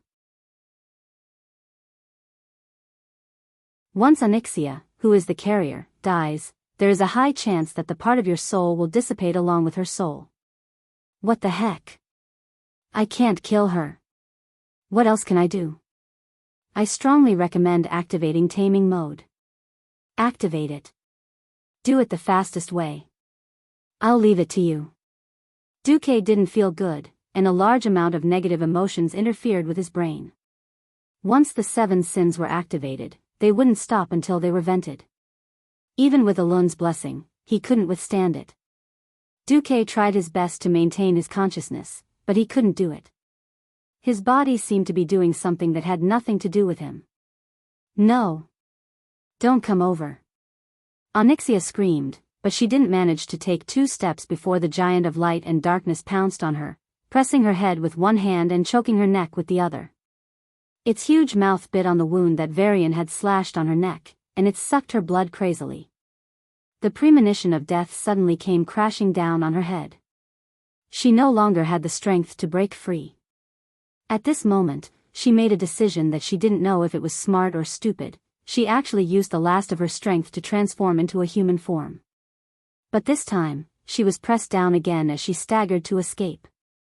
But this time, it wasn't the energy giant, but Duque himself.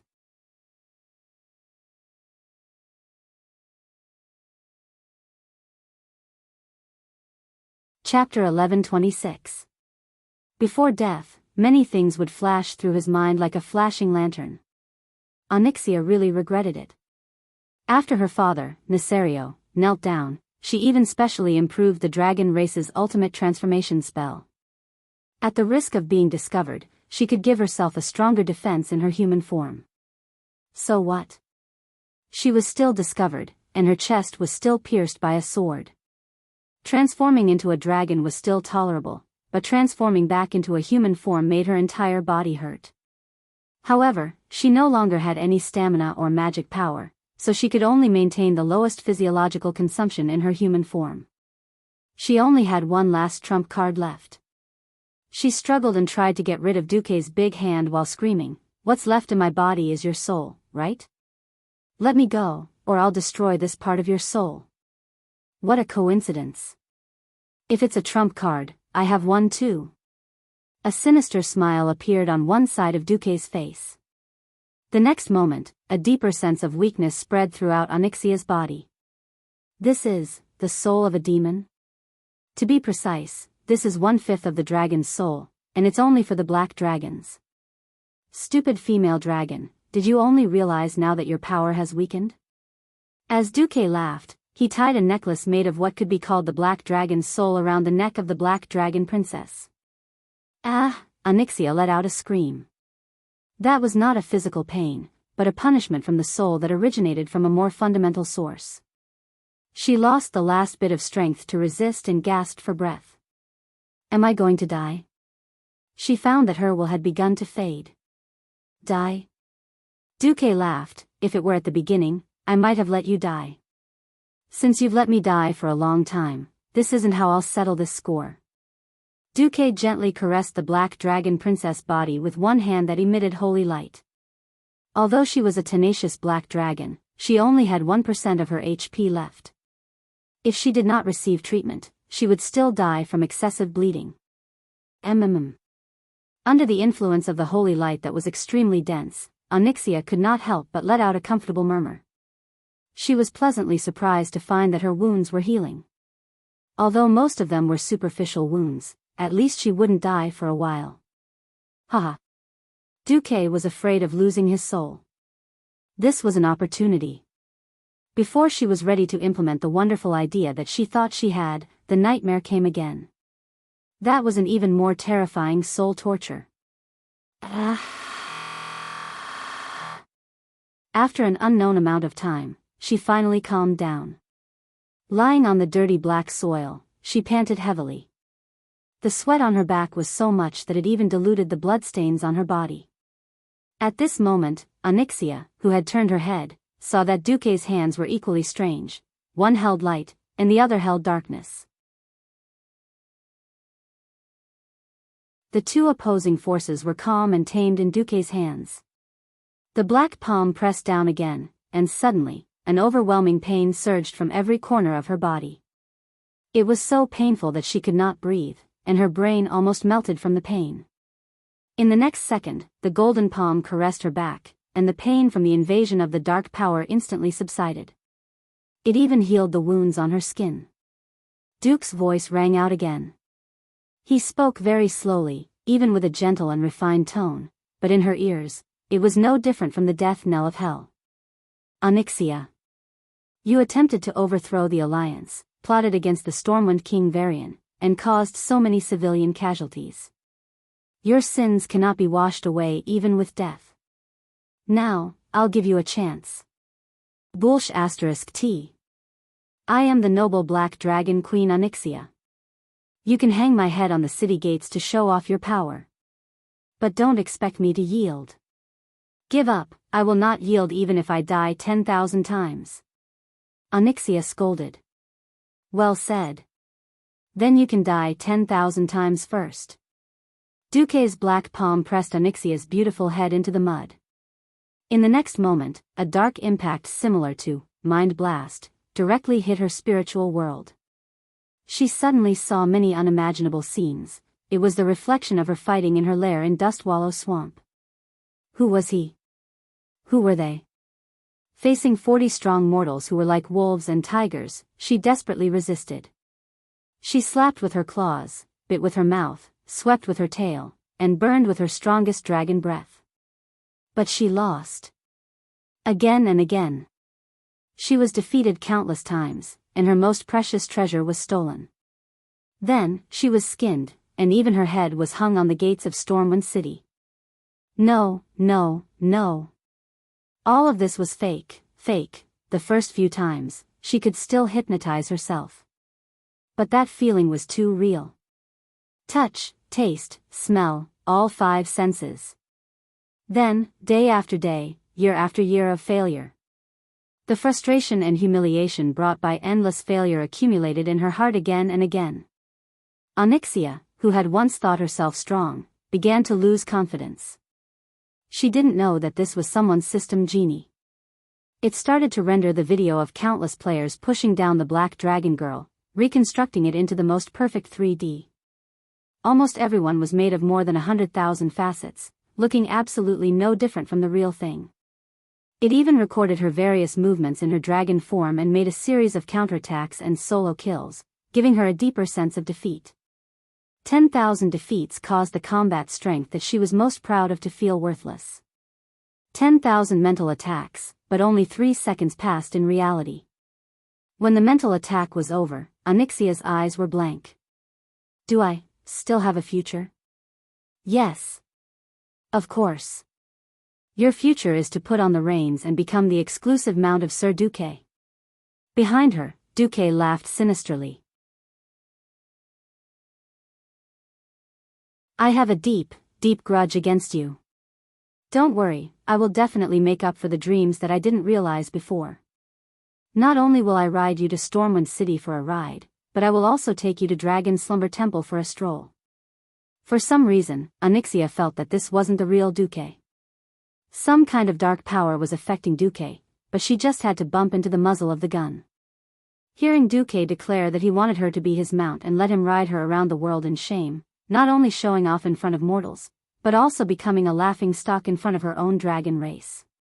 Onyxia wanted to die. No. I will never give in. She used the last of her stubbornness and stared fiercely at Duque. That's a good look. Come on. Change into a dragon and run for me.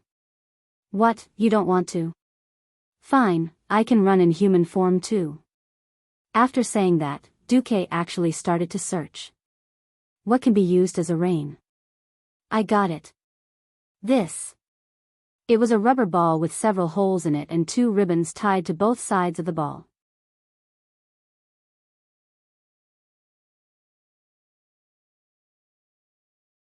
Chapter 11:27. Duque had a wonderful dream. He raced. He became the male lead in an action movie. However, this time, he felt very good. He could clearly feel that he was holding the steering wheel with both hands. As long as he pressed the black horn in the middle of the steering wheel, the car would make a strange whimpering sound. It was very unique. Although it felt like he was driving a Ferrari, it was also a little like riding a motorcycle. Yes, it should be riding a motorcycle. The thrill brought by high-speed racing was unparalleled. As fast as lightning. It felt like he was practicing swordsmanship. Every jolt made him feel like he was about to be thrown off the motorcycle. Huh? Why does it feel like riding a horse? So bumpy. In his hazy vision, Duke seemed to see himself whipping a horse, a thick 9-tailed horsewhip, lashing at the horse's butt. All of a sudden, a strange sound was heard. Congratulations, Master. Onyxia has surrendered. She is beginning to return to the Master's soul. Your moral integrity is being topped up at 55%. 56%. As the value rose to 100%, Duque finally began to wake up. When he truly realized what was happening, he realized that something was wrong. Damn. What the hell is this? Why am I holding 2 dragon horns with both hands? Why are these 2 dragon horns on the head of Countess Katrana, who has transformed into a human? And then my dragon taming whip. Perhaps he lost control due to his excitement. After Duque woke up, he unintentionally gave Onyxia the final blow. Onyxia, whose mouth was stuffed with something, arched her back. She raised her head to the sky and let out a sorrowful cry. Then, as if she had lost all her strength, she lay on the ground in an oar's position. Duque was terrified.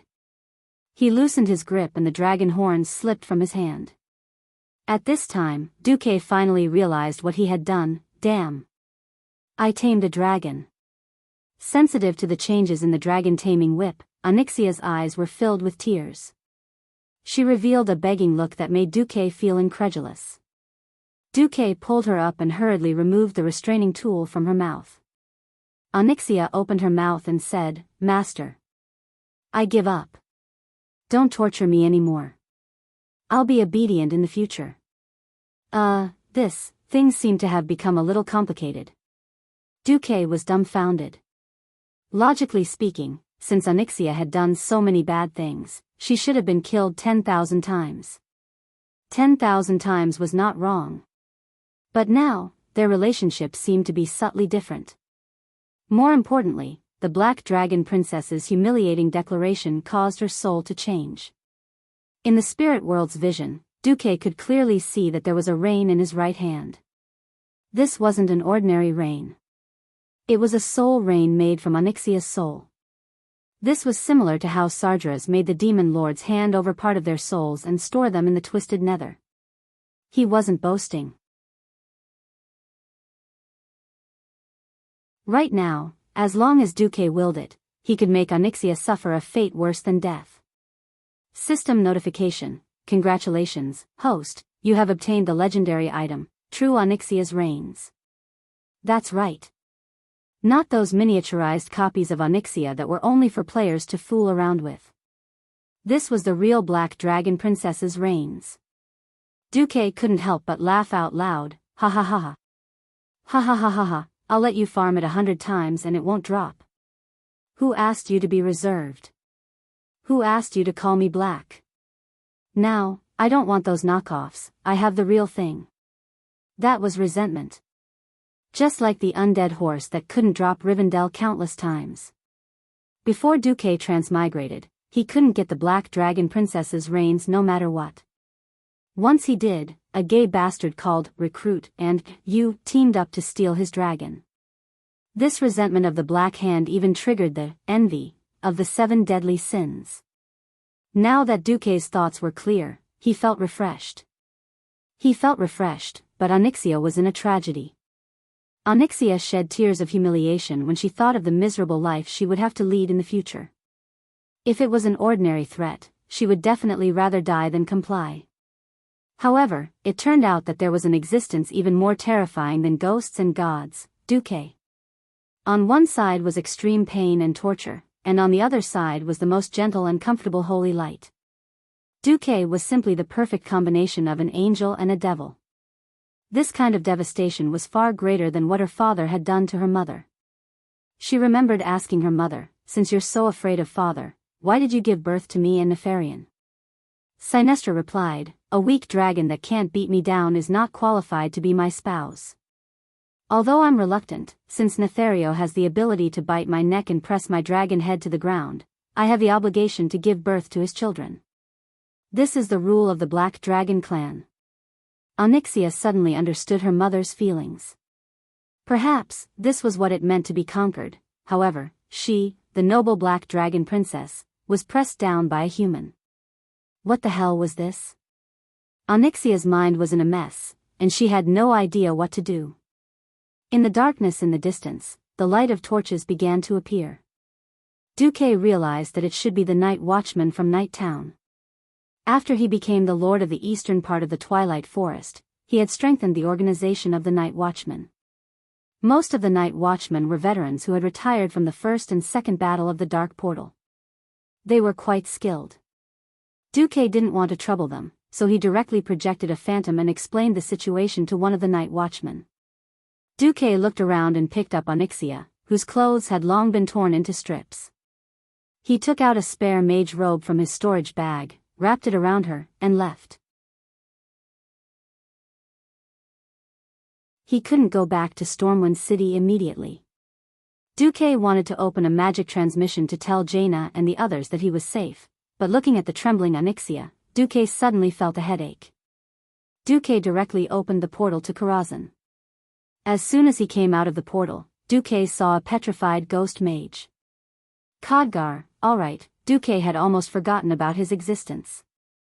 Now it seemed that this guy was still very dutifully helping him take care of Karazhan. Wah! Beloved master. Although I know you're very busy and don't have time to take care of your mage tower, you shouldn't give me such a big fright the moment you come back. Khadgar looked left and right at the trembling Onyxia, who was wrapped in the mage robe behind Duque, with an expression that said, I understand. Duque's face was red, and he gave the reins to Khadgar. Find a place to hide her. Don't let her escape, and don't believe anything she says. Other than the minimum amount of food and medical supplies, don't give her anything. Understood? Understood. If His Majesty Proudmoore asks, I'll tell him that you hid a dragon as an experiment material.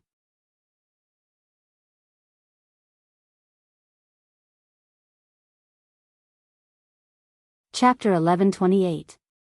Karazhan was very big.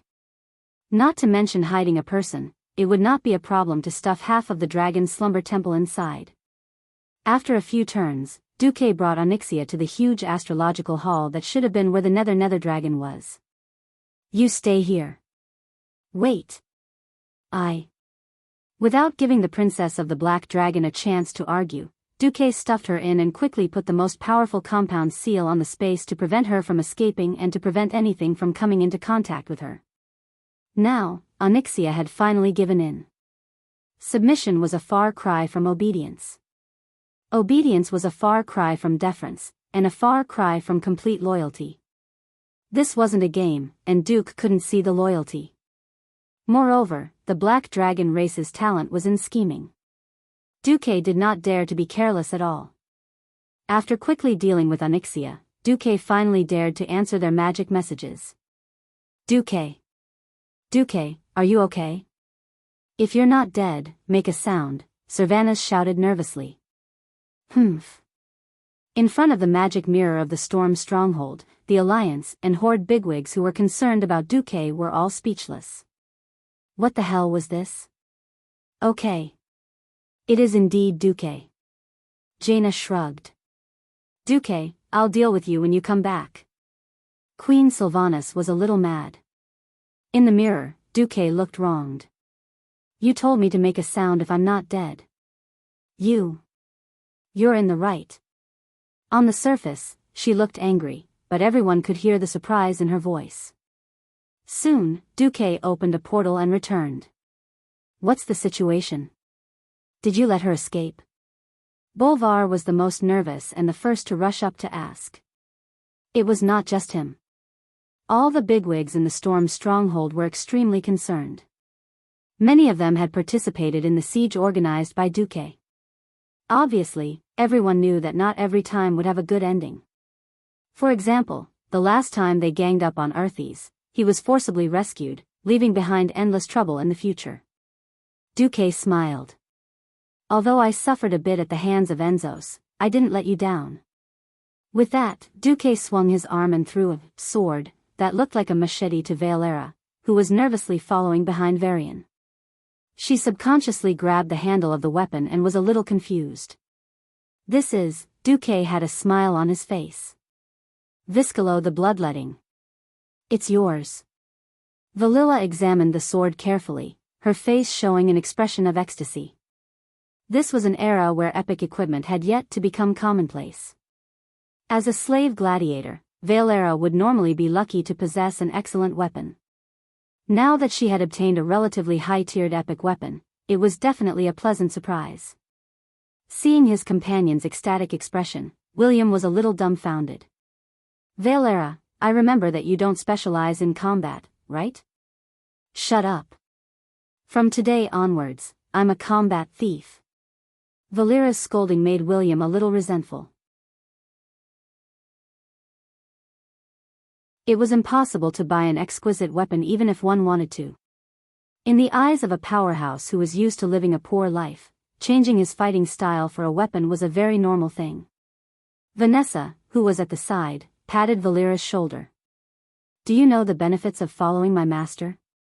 Do you want to jump ship and join the Marcus family? Humph.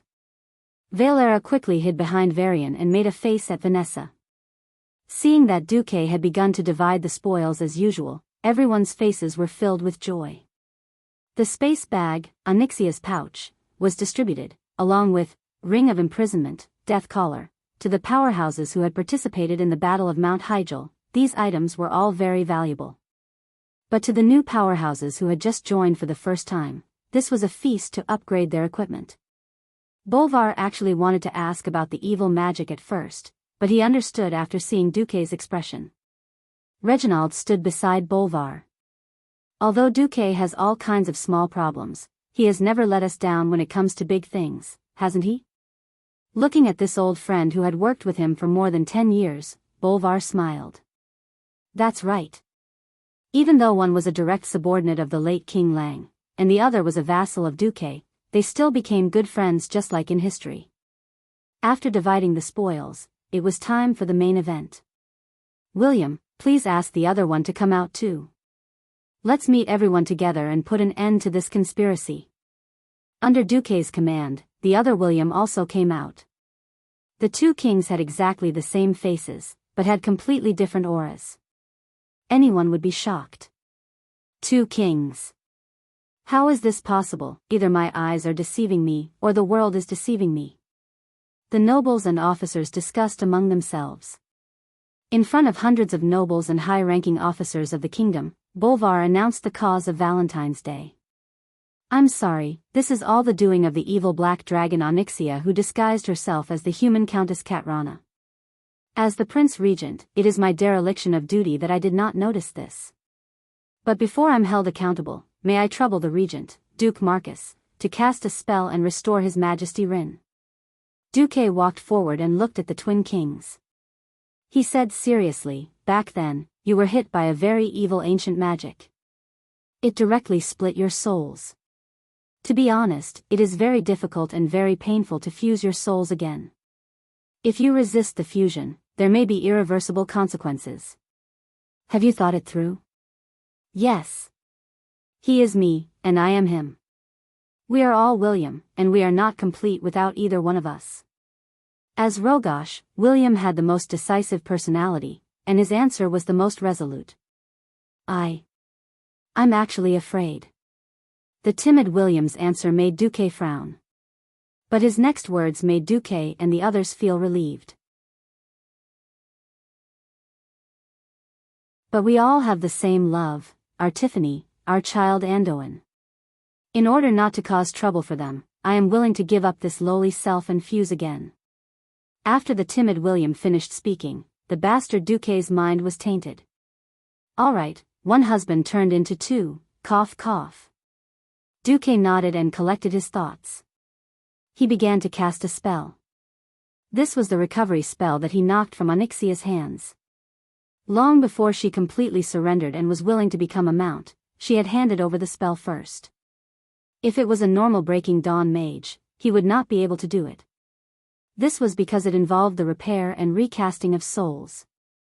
Fortunately, after spending time in the Burning Legion, Du's ability to control souls was definitely the best among mortals.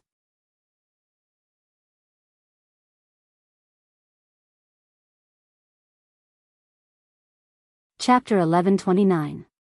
Duque softly chanted a draconic incantation. You are the same existence on the soul scale. You have the same weight, the same texture. You come from the same source, the same mother. Under the watchful eyes of hundreds of nobles, the two Varians stretched out their hands and held each other's fingers. Gradually, their entire bodies began to turn into specks of light and disintegrate. Then, the beautiful silver-white glow began to converge and form a human figure. From this moment onwards, the farce between the two kings ended. Varian Rin was once again the one and only king in the world. Varian, Queen Tiffany rushed forward, caressing her husband and scrutinizing every detail of his face. Tiffany had once worried herself to death about losing herself and being a yes-man. Now, everything was fine. Her young and heroic husband had returned. The two of them became one, and Varian also regained his memories. At the same time, he also had the unforgettable memory of the ghost wolf Rogosh. He had many things to tell his lover, but in the end, thousands of words were stuck in his throat. All he could say were a few words, I'm back. The king and queen of Stormwind passionately kissed each other in public. This, of course, won the cheers of the entire audience and the most enthusiastic applause. That's right. The backbone of Stormwind had returned. After the farce was over, Bolvar dropped a heavy bomb. Our most beloved king has been turned into a puppet by evil magic. The evil Countess Katrana and Risto took advantage of the situation and almost stole the power of the kingdom. No matter what, as the regent, I have failed in my duty. From today onwards, I resign from my position as regent and ask for punishment from His Majesty. For Dragon, you. Varian was a little dumbfounded. Before Varian could continue speaking, Bolvar knelt on one knee and continued, Your Majesty. Merit must be rewarded, and mistakes must be punished. This is the principle of a good king that cannot be shaken. Your Majesty, please confiscate all of my fiefs as an example. This move of Balver's was beyond everyone's expectations. In the next moment, everyone realized Balver's decisiveness. Think about it, the king had been split apart by magic, and Bolvar was merely guilty of not investigating, yet all of his territories had already been confiscated. What should be the punishment for those nobles who collaborated with Onyxia to force the abdication and persecuted Duque? The crime of treason was unavoidable. In that instant, Duque understood Balver's good intentions. Duque bowed and said, "Duke for Dragon is right. Merit will be rewarded, and mistakes will be investigated. I have the title of regent, but I haven't really assisted His Majesty for so many years. I have also failed in my duties. I ask His Majesty to allow me to resign as regent." Duke's action was a classic example of returning power. The abdication of the two regent kings at the same time meant that William, who had regained his sense of self, could finally show his power. At the same time, this was to wipe out all the pests and nobles and nail them to the pillar of shame. William turned around and said in a deep voice, "I understand the efforts of the two regents. I thank the two Grand Dukes for their continued service to me and to Stormwind. I hope that the two of you can assist me in the future. I'm still young, and there are many things I don't understand. Please do your best to teach me. As for those degenerates, as long as there is concrete evidence, I will definitely sentence them to death in the name of William Wren. The wrath of the Emperor would result in millions of corpses." This was not an exaggeration. As the king, once he made the final decision on this matter, there was no room for maneuver. Tomorrow, there would probably be a massacre. That had nothing to do with Duque anymore. Duque closed his eyes gently. Perhaps the 21st Valentine's Day of the Dark Portal would be named Bloody Valentine by future generations of historians. But so what? Stormwind had rotted, and surgery had to be performed to remove the rotten flesh. Only then would there be a chance of rebirth. Otherwise, if it continued to grow, no matter how lush the tree looked, it would only end up rotting internally and eventually collapse. It was late at night, and the impact on Stormwind and the entire Alliance and Horde had not ended. The aftermath would continue to ferment after daybreak. Duque did not care how far William could go. In a sense, this was also a test for William. If William failed, Duque would also re-examine his relationship with William, and even the entire Stormwind. Phew. After leaving the meeting hall of the Storm Fortress, Duque let out a long sigh. It's over for tonight. Just as he turned his head, he was shocked to find himself surrounded by a large group of women. Although they were all in battle attire, thanks to the Azeroth style, the Ranger's attire was just a three-point style with a cape and long boots. It was very pleasing to the eye. Duque swallowed his saliva. What's the matter? The surrounding outsiders had long been sent away. Queen Sylvie directly hugged Duque from behind. Hey! We don't want to discuss with you whether Onyxia is dead or not. We also don't want to care about the smell of Fatinia on your body. We just want to remind you. The remaining 6 women said in unison, "The night of Valentine's Day is not over yet." Duque's throat gurgled. Alright, you guys have the final say. Humph. Of course. Aurelia and Sasha directly held on to Duque from both sides.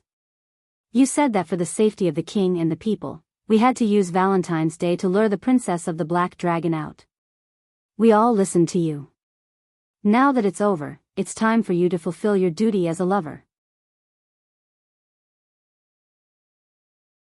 Alright, the following story tells everyone to never underestimate the persistence and craziness of women for special holidays. Poor Duque was directly dragged away. Before he was engulfed by the vortex of passion, Duque looked up to the sky and shouted, "I'm not afraid, I still have the blessings of the Red Dragon." The queen, the female general, and the priestess said in unison, "Hee hee. Just nice. Curtains, red candles, and a revolving bed. Countless Mount Hyjal. The Mariana Trench that could never be filled. Whose scabbard was this? Whose killer weapon was this?" Duque was completely dumbfounded. But he could not lose. If he lost, his path as a conqueror would end here. Although the land of gentleness could easily become the grave of a hero, Duque was still a little unwilling. The passion hidden under the priestess' holy face could not defeat Duque. The conqueror game made up of real queens could not stump Duque. Even the sisters well made up of 3 sisters could not defeat the great demon King Duque. The first glimmer of dawn appeared. Looking at the faint morning sun outside the Duke's mansion in Stormwind City, Duque struggled to climb out and swore in his heart, F***CKU. Why are there so many holidays?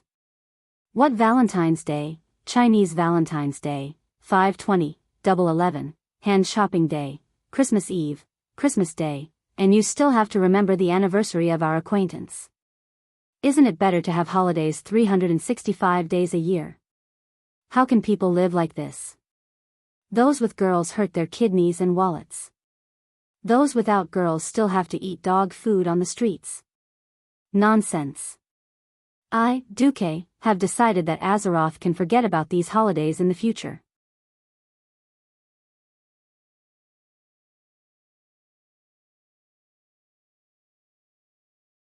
Chapter 1130. Brother Duque, I won't be able to see you again for a long time. Can you leave a mark on me so that I can reminisce about you at night without you? Kalia begged Duque softly. No problem. Duque replied energetically.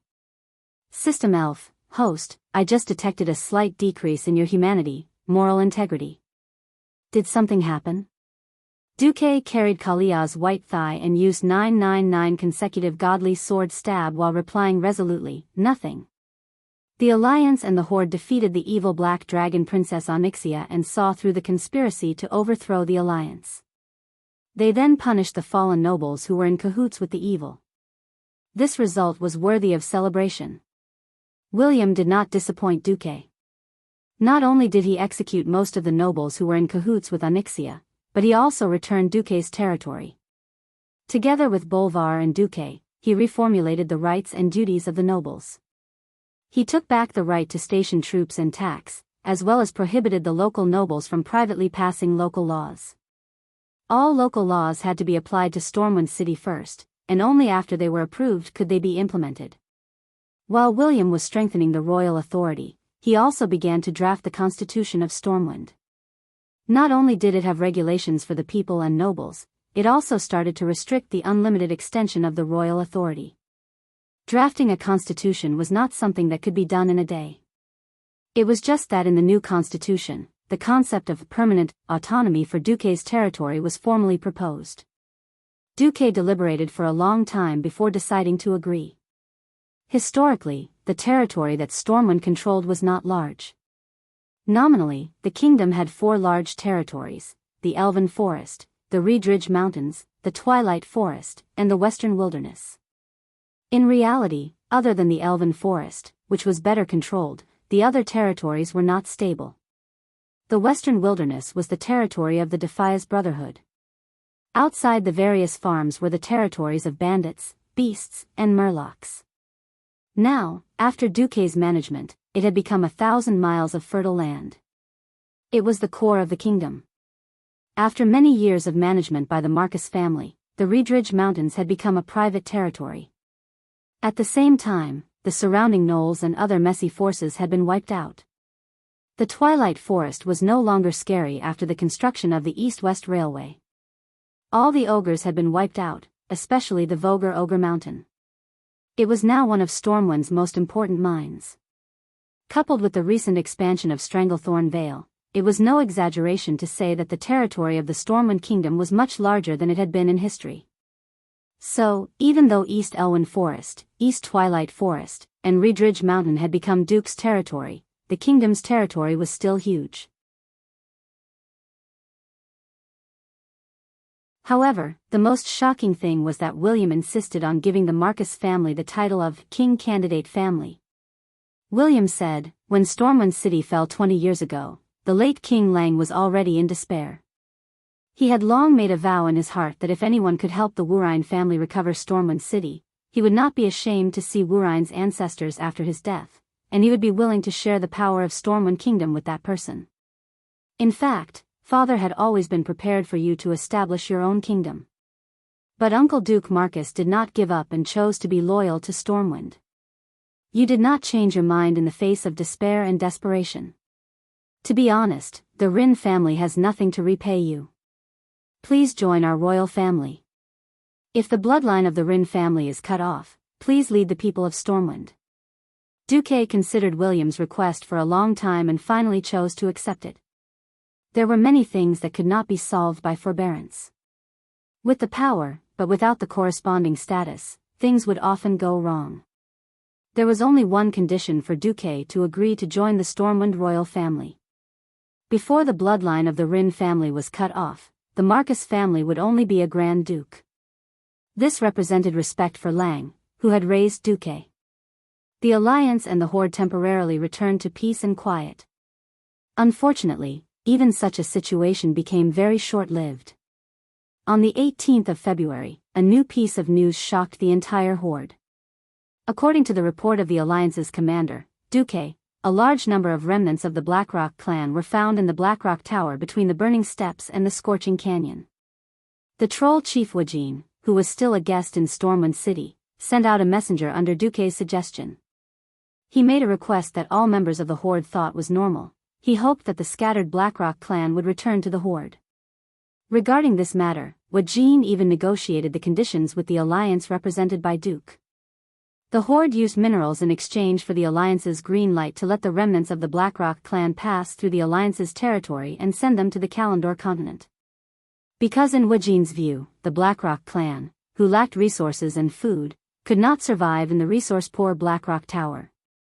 The situation was as Duque expected, but it was far beyond Wujin's imagination. The messenger came back in the form of a corpse. The head of the messenger sent by the horde was cut off, the brain was dug out, and the brain was made into a wine vessel and sent back. Only a piece of animal skin written in Orc language was nailed to the messenger's head with a fine black iron dagger. I, Rend Blackhand, am the true chief of the horde. Starting with the despicable and cunning Orgrim, you self-proclaimed great chieftains have stolen the power that belonged to my father's Black Hand. Now, the time for retribution has come. In the name of the world's strongest Black Dragon King, Rend Blackhand, the only mortal ruler under Nefarian, I declare that the horde has 3 months to launch an attack on the alliance. And I admit that I am the only chief of the horde. Seeing this, whether it was Wujin, Kane, or Grom, none of the tribal chiefs could stand it any longer. They stared at the messenger. Until the last moment of his life, there was no fear on the messenger's face, only endless anger. Grom broke the dagger that was forged from black iron with one hand, letting the dark red blood flow down his palm. Rend Blackhand, I, Grom Hellscream, swear that I will make you pay with your life. I will make your body into a specimen and nail it to the gate of Orgrim forever, so that every horde citizen will spit on your filthy soul. The leaders of the horde rushed back to Orgrim as if their butts were on fire. Looking at the angry faces of the chiefs, the leaders of the alliance could only sigh in admiration. Duque silently took away the model of the Blackrock Tower from the military map. Although it's a bit unkind, I think we can temporarily ignore the Blackrock Tower and Nefarian's, Blackwing's nest. Now, let's talk about Molten Core. You're tuning into the Biyao's Wuxia Chronicles YouTube channel. Don't forget to subscribe and join us on this journey to catch the most captivating stories.